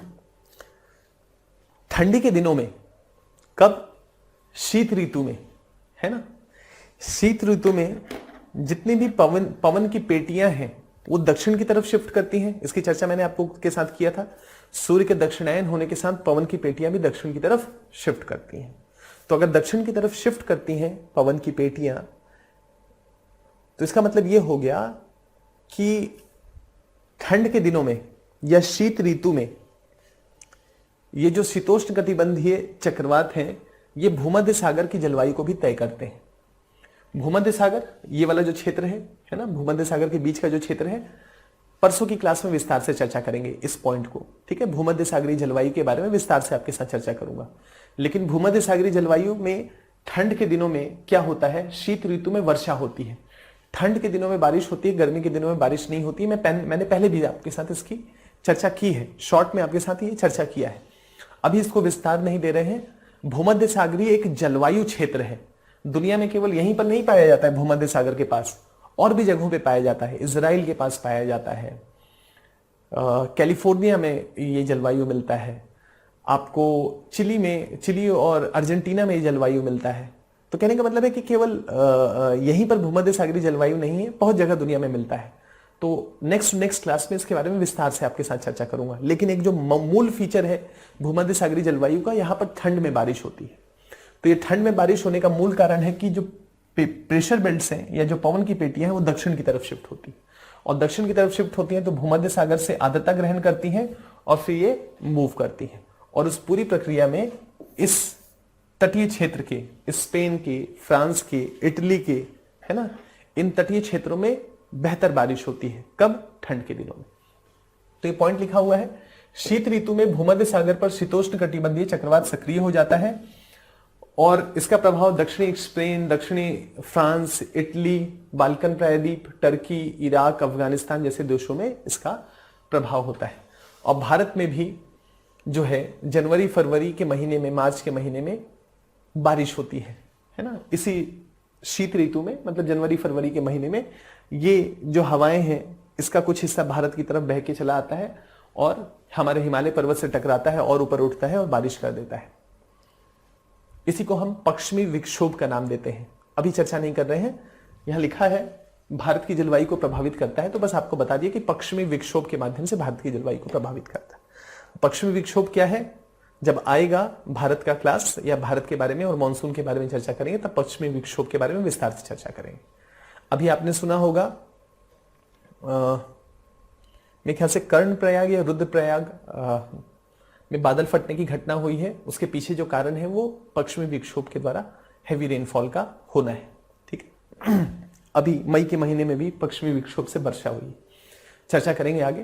तो यहां पर यही लिखना है, शीत ऋतु में भूमध्य सागर के क्षेत्र में जो वर्षा होती है या जो बारिश होती है वो भी इसी चक्रवात या शीतोष्ण कटिबंधीय चक्रवात के द्वारा होता है। यानी कि भूमध्य सागर का मतलब है लगभग 35 डिग्री अक्षांश के पास ठंड के दिनों में प्रेशर बेल्ट्स या पवन की पेटियां नीचे की तरफ शिफ्ट होती हैं, जिसके कारण शीतोष्ण कटिबंधीय चक्रवात इन अक्षांशीय क्षेत्रों को भी प्रभावित करता है। 35 डिग्री के आसपास के अक्षांशीय क्षेत्र को भी प्रभावित करता है भूमध्य सागरीय। शीतोष्ण कटिबंधीय चक्रवात के प्रभाव से भारत में शीतकाल में वर्षा होती है, किसके द्वारा? पश्चिमी विक्षोभ के द्वारा। पश्चिमी विक्षोभ क्या है उसकी चर्चा विस्तार से आने वाली क्लासेस में करेंगे, ठीक है। बस अभी नोट्स की तरह इसको स्वीकार कर लीजिए कि जब सेकंड रिवीजन करेंगे तो इस पॉइंट को इतने से एग्जामिनर को समझा देंगे, लेकिन पश्चिमी विक्षोभ को समझाना है तो थोड़ा सा हम लोग इंतजार करेंगे, ठीक है। भारत की क्लास में विस्तार से इसकी चर्चा करूंगा। एक और पॉइंट है शीतोष्ण कटिबंधीय चक्रवात के संदर्भ में, इसका जो मार्ग है वो है शीतकाल के दौरान विपरीत वायु राशियों की विशेषताओं में अधिक विरोधाभास होता है ठंड के दिनों में। क्यों? क्योंकि पोलर हवाएं अपेक्षाकृत ज्यादा ठंडी होती है।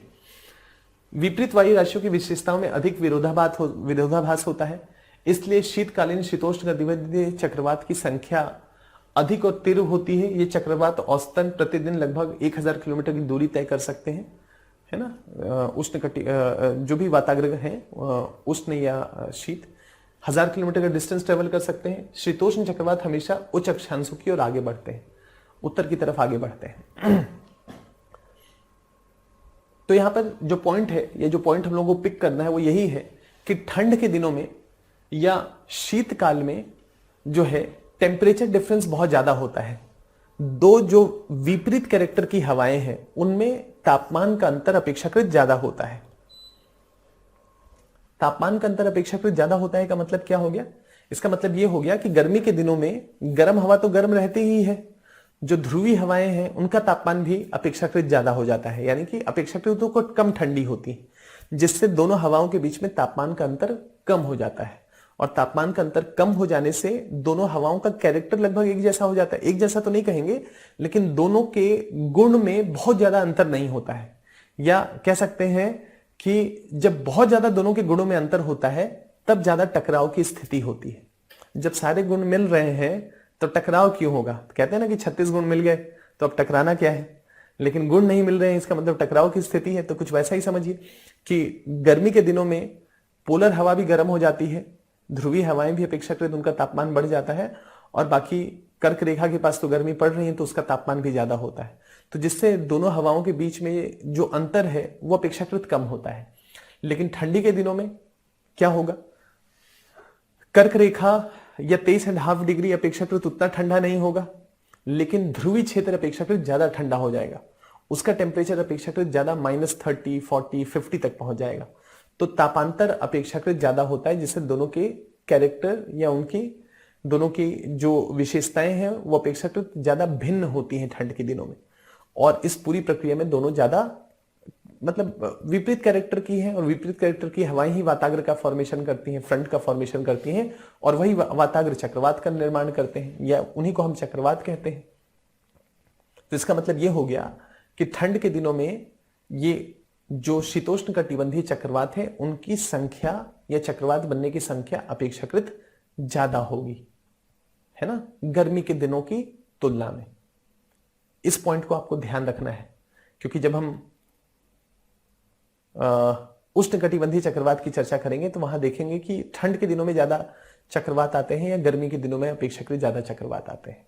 ठीक है, तो एक समझदारी इसको लेके यहां तक हो गई कि शीतोष्ण कटिबंधीय क्षेत्र के मार्ग के संदर्भ में कि ठंड के दिनों में अपेक्षाकृत शीतोष्ण कटिबंधीय चक्रवात ज्यादा बनते हैं।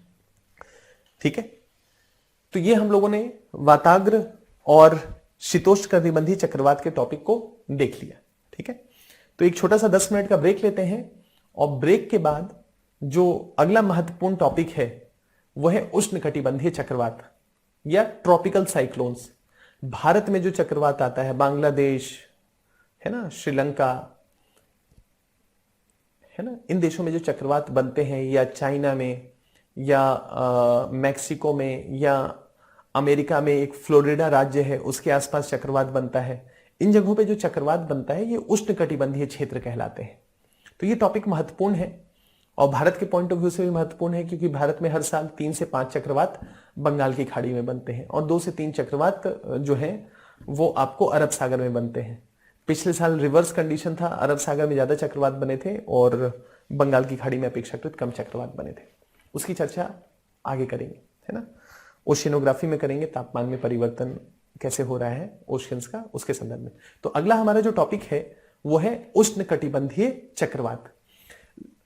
इससे पहले कल की क्लास में भी हमने जो पीडीएफ अपलोड किया था उष्णकटिबंधीय या चक्रवात के बारे में, और आज भी आपको जो पीडीएफ मिला है मतलब क्लास के नोट्स का, तो आज वाले को रेफर करिएगा। हमने उसमें कुछ अपडेट किया है, कुछ चीजों को ऐड किया है ना, थोड़ा सा साइक्लोन मैनेजमेंट सिस्टम इंडिया का, कि भारत में चक्रवातों को कैसे मैनेज किया जाता है।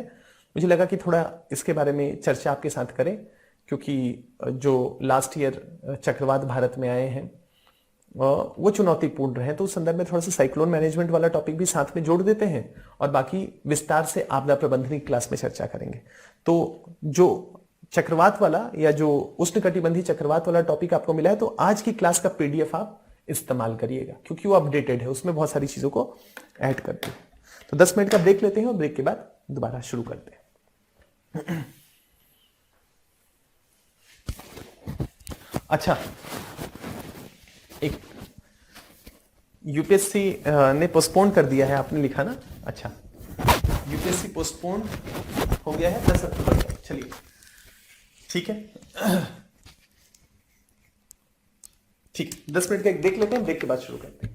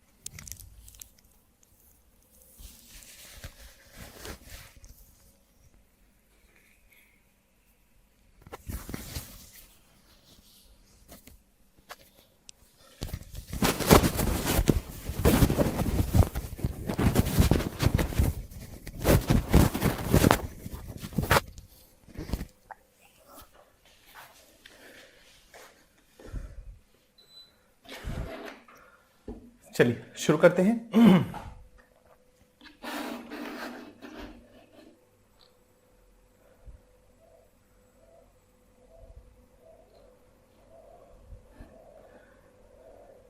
पोस्टपोन्ड हो गया है आप लोगों का एग्जामिनेशन, 10 अक्टूबर हो गया है। ठीक, प्रेशर कुकर से बाहर आ गया मतलब आप लोग।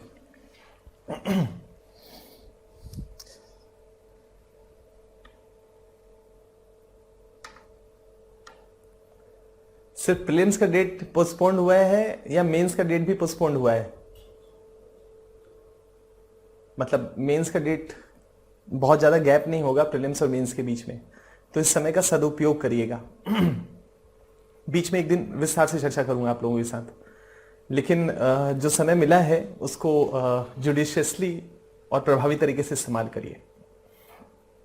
एक दो सवाल है, उन सवाल ले लेते हैं, उसके बाद फिर आगे बढ़ते हैं। आर्येंद्र का सवाल है कि शीत वाताग्र हॉट वाताग्र से तेज गति से क्यों चलते हैं? देखो आर्यन, चल सकते हैं, चल क्यों सकते हैं? चल क्यों सकते हैं उसमें यह है कि सिंपल सा रीजन है कि आपको ध्यान है कि ऊपर से ही हवाएं नीचे की तरफ बैठती हैं, या हम कहें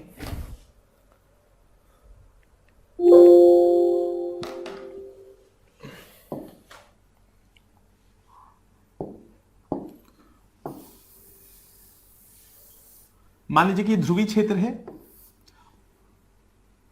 ये विषुवत रेखा है, ये कर्क रेखा है। हवाएं यहां से ऊपर उठी, ऊपर उठने के बाद इसका एक हिस्सा नीचे की तरफ गिरा, गिरने के बाद इसका एक हिस्सा आगे की तरफ बढ़ा, कहां पर 40 डिग्री के आसपास। इधर से हवा चली, ये दोनों यहां पर मिली, ये हवा ऊपर की तरफ उठी, इसका एक हिस्सा इधर गया और इसका एक हिस्सा इस तरफ मूव किया और यहां पर गिरा। ये हवा जो ऊपर ध्रुवीय क्षेत्र पे ऊपर से नीचे गिर रहा है, गिरने के बाद ये फैलेगा ना, है ना, मूव करेगा, तो उसमें गति हो सकती है। मान लीजिए कि ये जगह बहुत ठंडा है, ठंडी के दिनों में या ठंड के दिनों में ये जगह बहुत ठंडा है, तापमान मान लीजिए कि -60 डिग्री सेल्सियस है ना। और ये जो 40 डिग्री के आसपास का क्षेत्र है जिधर ये हवा मूव कर रही है, यहां का तापमान जो है वो 5 डिग्री सेल्सियस है। तो दोनों के बीच में ताप का अंतर कितना हो गया? ताप का अंतर हो गया 60 + 5 -60 + 5, 65 डिग्री सेल्सियस के तापमान का अंतर हो गया, टेम्परेचर का अंतर हो गया। तापमान का अंतर का मतलब क्या हो गया? इसका मतलब एक जगह पे बहुत ज्यादा उच्च दाब है और इसकी तुलना में यहां पर अपेक्षाकृत निम्न दाब है। तो हवाएं उच्च दाब से निम्न दाब की तरफ चलती हैं और यहां पर तापांतर बहुत ज्यादा है, और अगर तापांतर बहुत ज्यादा है तो हवा की गति उच्च दाब से निम्न दाब की तरफ अपेक्षाकृत ज्यादा तीव्र होगी। ये चर्चा मैंने आपके साथ किया था। तो कई बार ये ठंडी हवा अपेक्षाकृत ज्यादा एग्रेसिव होती है, कई बार ये वाली हवा का गति, या कह सकते हैं कि जो पछुआ पौने हैं उनकी गति कई बार अपेक्षाकृत ज्यादा होती है ना। तो कई बार शीत वाताग्र, कई बार उष्ण वाताग्र ज्यादा एक्टिव होता है, और जब जब एक्टिव होता है तो वैसे ही जलवायु दशाएं बनती हैं, वेदर कंडीशंस क्रिएट होते हैं। ठीक है अरेंद्र, एक सवाल और है, अशोक का सवाल है। अशोक का सवाल ये है, थोड़ा सा लंबा है। सर, जब शीत वाताग्र सक्रिय होता है तो उसकी दिशा उच्च अक्षांश से 30 डिग्री की तरफ होगी, ठीक है, और इस समय होने वाले चक्रवात की दिशा उत्तर पूर्व से दक्षिण पश्चिम होनी चाहिए। देखिए, यहां पर जो पॉइंट है वो ये है कि आप कह रहे हैं कि उत्तर से दक्षिण की तरफ इस चक्रवात की दिशा होनी चाहिए।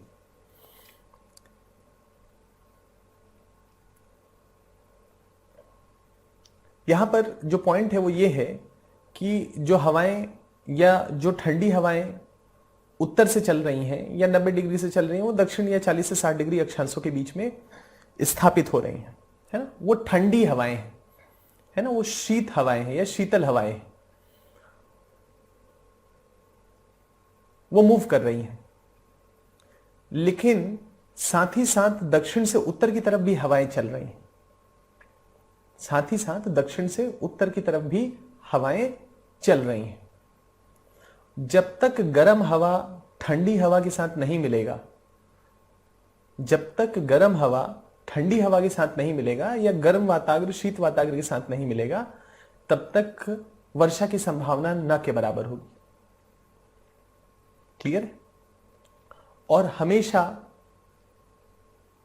ये जो चक्रवात हैं, ये गर्म वाताग्र या गर्म वायु राशि के साथ पश्चिम से पूरब की तरफ मूव करते हैं, या जो चक्रवात का फॉर्मेशन है वो गर्म वायु राशि के साथ जुड़ा हुआ है, न कि शीत वायु राशि के साथ जुड़ा हुआ है। तो शीत वायु राशि वहां से चल के भी 30 डिग्री के पास आ जाए, है ना, लेकिन जब तक गर्म हवा उसके साथ नहीं मिलेगी तब तक चक्रवात का फॉर्मेशन नहीं होगा, या तब तक जो है वाताग्र का फॉर्मेशन या फ्रंट का फॉर्मेशन नहीं होगा। तो फ्रंट के फॉर्मेशन के लिए दोनों हवाओं का मिलना है, और चक्रवात जो है वो ठंडी वायु राशि के साथ ना मूव करके गर्म वायु राशि के साथ चलते हैं। तो गर्म वायु राशि जहां तक चलती जाती है वहां तक वाताग्र का, या जहां तक चलती जाती है वहां तक चक्रवात का फॉर्मेशन होता है। जहां पर भी वो दोनों मिल जाते हैं वहां पर ही चक्रवात का फॉर्मेशन होगा। क्लियर है? तो केवल ठंडी वायु राशि का उत्तर से दक्षिण की तरफ चलने से चक्रवात नहीं बनेगा, गर्म वायु राशि का उससे मिलना जरूरी है। ठीक है अशोक, तो ये सवाल था आपका, यहां तक आगे पढ़ते हैं इसको।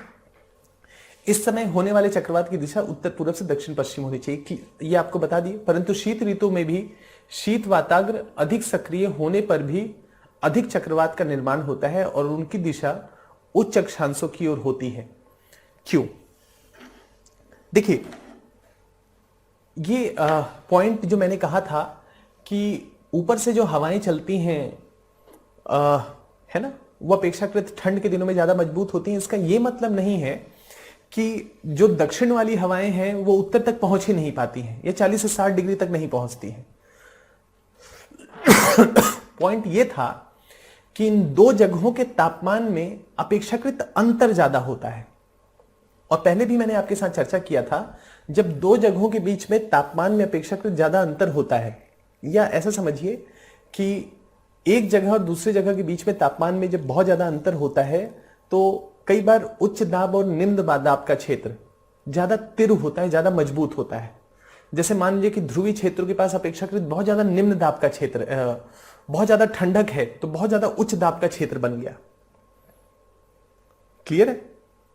कर्क रेखा पे मान लीजिए कि अभी भी तापमान अपेक्षाकृत ज्यादा है, तो अपेक्षाकृत तापमान ज्यादा है तो यहां से जो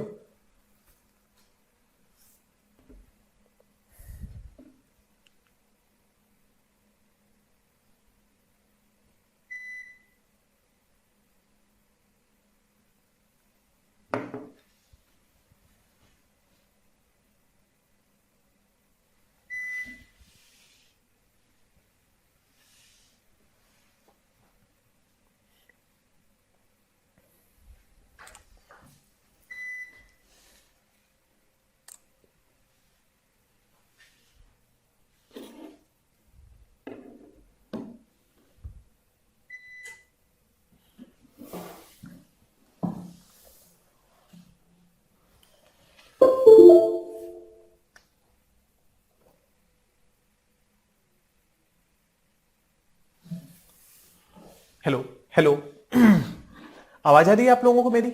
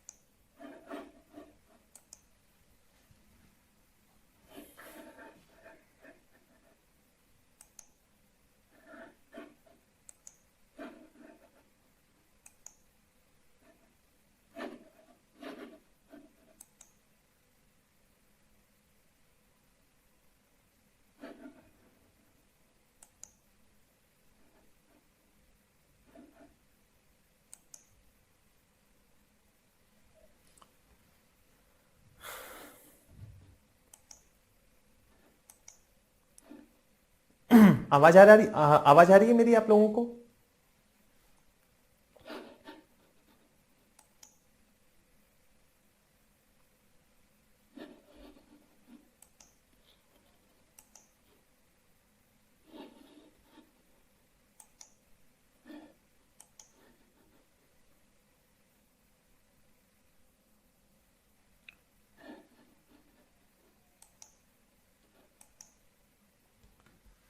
आवाज आ रही है आप लोगों को मेरी?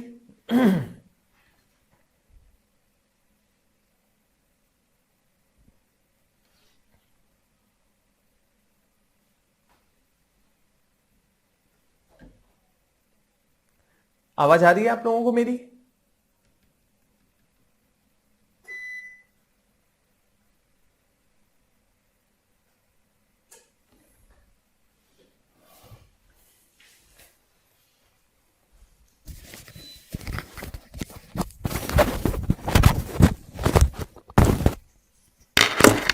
हो गया? हो गया।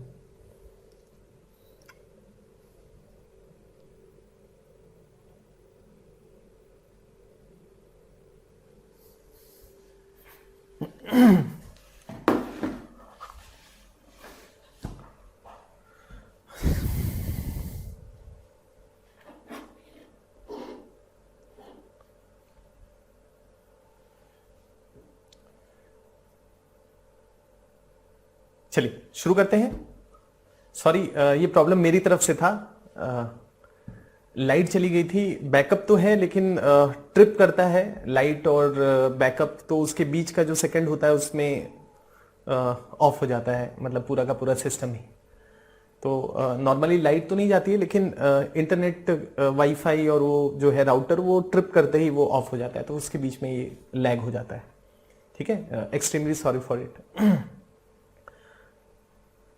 चलिए शुरू करते हैं। तो अशोक का जो सवाल था, अशोक आपके सवाल का मैं संदर्भ समझ गया हूं। बस इतना इसमें यह है कि आपका जो कंसर्न है वो ये है कि जो शीतोष्णकटिबंधीय चक्रवात है वो पश्चिम से पूरब की तरफ क्यों नहीं चलते हैं, है ना। जो चक्रवात होते हैं अशोक, वो एक वार्म सिस्टम होता है, एक ऐसा समझ लीजिए कि एक इंजन है। चक्रवात एक इंजन है। उस इंजन को सस्टेन करने के लिए हवाओं का लगातार ऊपर उठना जरूरी है। अभी क्लियर हो जाएगा थोड़ी देर में वो। तो चक्रवात, तो ये जो चक्रवात है, ये चक्रवात तभी बनेंगे जब इंजन चलता रहे या इंजन गर्म रहे। तो चक्रवात कुछ नहीं है कि गर्म इंजन की तरह है, और इस गर्म इंजन को सस्टेन करने के लिए हवाओं का लगातार ऊपर उठना जरूरी है। हवाएं ऊपर उठेंगी, ऊपर उठने के बाद ठंडी होगी, ठंडी होने के बाद बारिश करेंगी। लेकिन जब वो बारिश करेंगी तो आपको ध्यान होगा, हमने कहा था हिडन हीट या लेटेंट हीट ऑफ कंडेंसेशन, एक जो छुपा हुआ गर्मी होता है, यानी कि जो जलवाष्प ऊपर जाता है वो अपने साथ गर्माहट को ऊपर लेके जाता है। जब बारिश के रूप में वो नीचे आता है तो उस गर्माहट को वो ऊपर ही छोड़ देता है। ऊपर छोड़ देता है तो वो हवाओं को फर्दर ऊपर पुश करता है।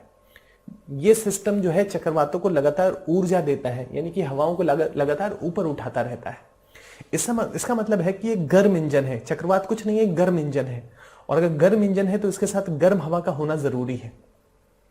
चक्रवात ठंडी हवाओं से नहीं बन सकता। इसका मतलब यह हो गया कि चक्रवात तभी बनेंगे जब गर्म हवा ठंडी हवा के साथ टकराए। ठंडी हवा चलती रहे और गर्म हवा से ना भी टकराए, चक्रवात कभी नहीं बनेंगे। लेकिन गर्म हवा के साथ चक्रवातों का फॉर्मेशन होगा। जैसे ही ठंडी हवा के साथ टकराएंगे, ऊपर उठने की प्रक्रिया शुरू हो जाएगी। ठंडा होने और ऊपर उठने की प्रक्रिया शुरू हो जाएगी, और उस पूरी प्रक्रिया में चक्रवातों का निर्माण होगा। इसीलिए कितने भी कोल्ड फ्रंट या कितना भी शीत वायु या शीत वायु राशि कितना भी मजबूत क्यों ना हो, चक्रवात कभी भी शीत वायु राशि के साथ नहीं चलेंगे, हमेशा ही गर्म वायु के साथ चलेंगे, क्योंकि गर्म इंजन है। यह हीट जो है चक्रवातों का मूल एनर्जी है। ये पॉइंट अभी और आपको क्लियर हो जाएगा जब हम उष्णकटिबंधीय चक्रवात करेंगे। चक्रवात का मतलब है कि बीच में एक निम्न प्रेशर, और उस निम्न प्रेशर को सस्टेन करने के लिए गर्म वायु का लगातार वहां तक पहुंचना जरूरी है। गर्म वायु ही उस हीट इंजन को लगातार प्रोपेल करती है। इसीलिए चक्रवात हमेशा पछुआ पवनों के साथ 40 से 60 डिग्री में दक्षिण से या दक्षिण पश्चिम से उत्तर पूरब की तरफ चलते हैं। ठीक है अशोक, ये पॉइंट और भी ज्यादा अभी क्लियर हो जाएगा।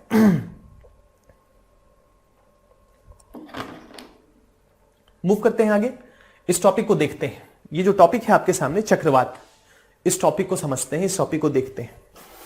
अब हम एक चीज और ध्यान रखिएगा, अगर यूपीएससी कहे चक्रवात से आप क्या समझते हैं, तो इसका मतलब है कि आपको उष्णकटिबंधीय चक्रवात की चर्चा करनी है। और अगर यूपीएससी क्लियरली कहे शीतोष्णकटिबंधीय चक्रवात, तब आपको 40 से 60 डिग्री के बीच में वाताग्र फॉर्मेशन से जुड़े हुए पहलुओं को बताते हुए विस्तार से जो है शीतोष्ण चक्रवात के बारे में या शीतोष्णकटिबंधीय चक्रवात के बारे में आपको बताना है।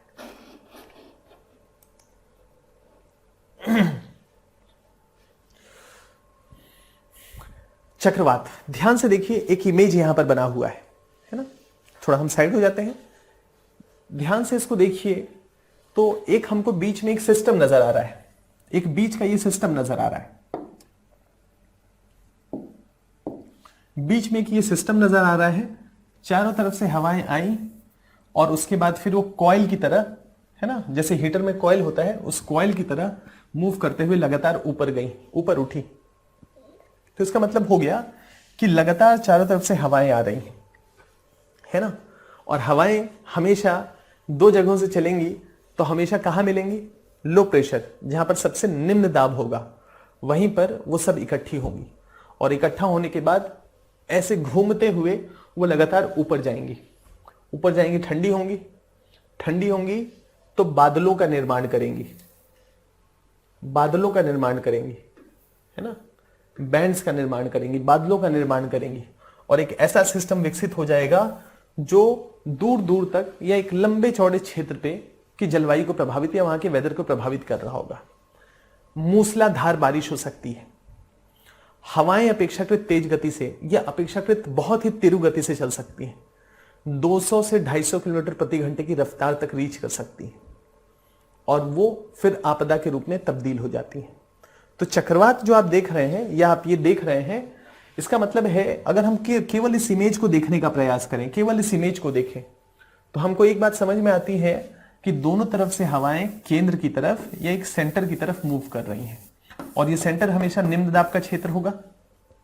हमेशा हवाएं उच्च दाब से हाई प्रेशर से हवाएं लो प्रेशर की तरफ चलती हैं। हाई प्रेशर से हवाएं लो प्रेशर की तरफ चलती हैं, उच्च दाब से हवाएं निम्न दाब की तरफ चलती हैं। ये नियम है ना। स्लोप हमेशा हाई प्रेशर से लो प्रेशर की तरफ होता है।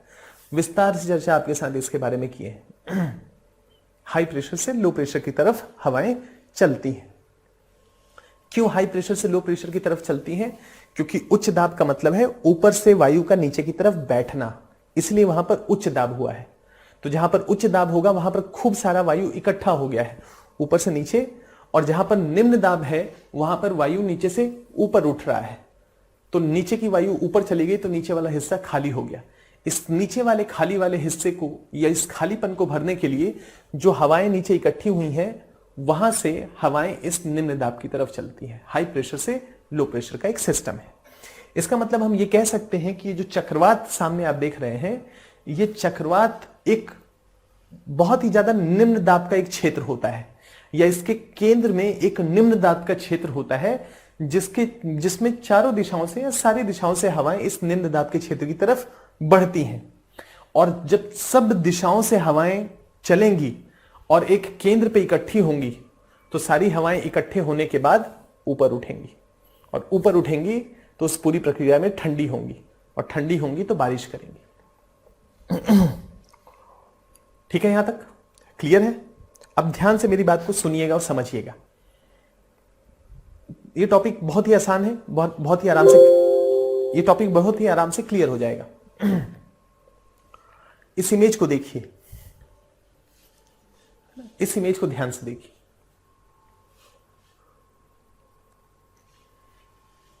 अच्छा, इसको मिटा दे थोड़ा।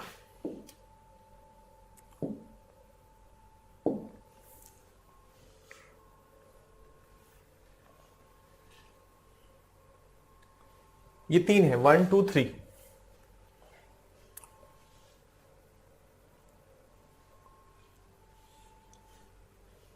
ये जो बीच का लाल वाला क्षेत्र देख रहे हैं वहां पर तापमान लो प्रेशर है ना, तापमान ज्यादा है, और उसके चारों तरफ जो है वो हाई प्रेशर है। तो उस केंद्र पे हवाएं इकट्ठी हो रही हैं, सब जगह से हवाएं वहां पर इकट्ठी हो रही हैं। इसको देखिए, ये ज्यादा क्लियर होगा।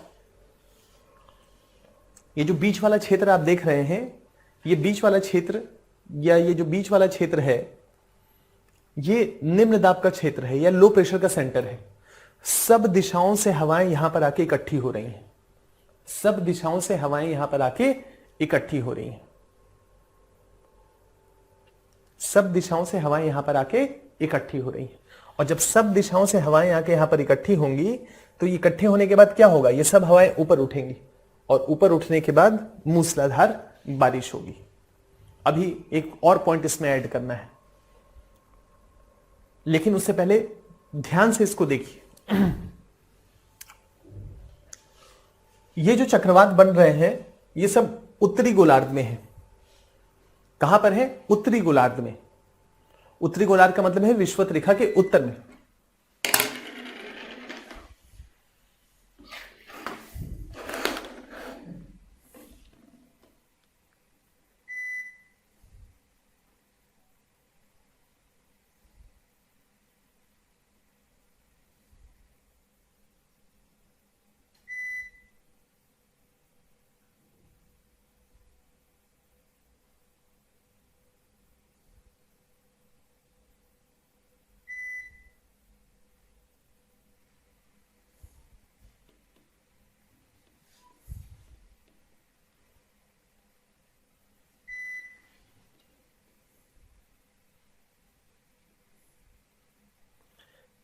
निशु, आज इतना ही रहने दीजिए, आज इतना ही रहने दीजिए। फिर से लाइट चला गया है। हाँ,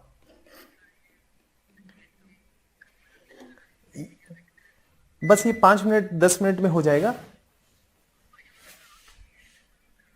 हाँ, मैं सिस्टम बंद नहीं करूंगा, मैं यहीं बैठा हूं, बस क्लास रहने देते हैं, 2-3 बार चला गया फिर चला जाएगा, ये मुझे लगता है आज प्रॉब्लम है कुछ। हाँ, यही क्लास क्लोज कर दीजिए। मैं प्रदीप जी को बोल देता हूँ, वो क्लास में अनाउंस कर देंगे। ठीक है।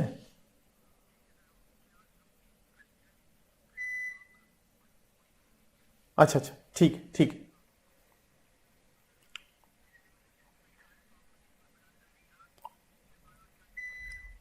ठीक।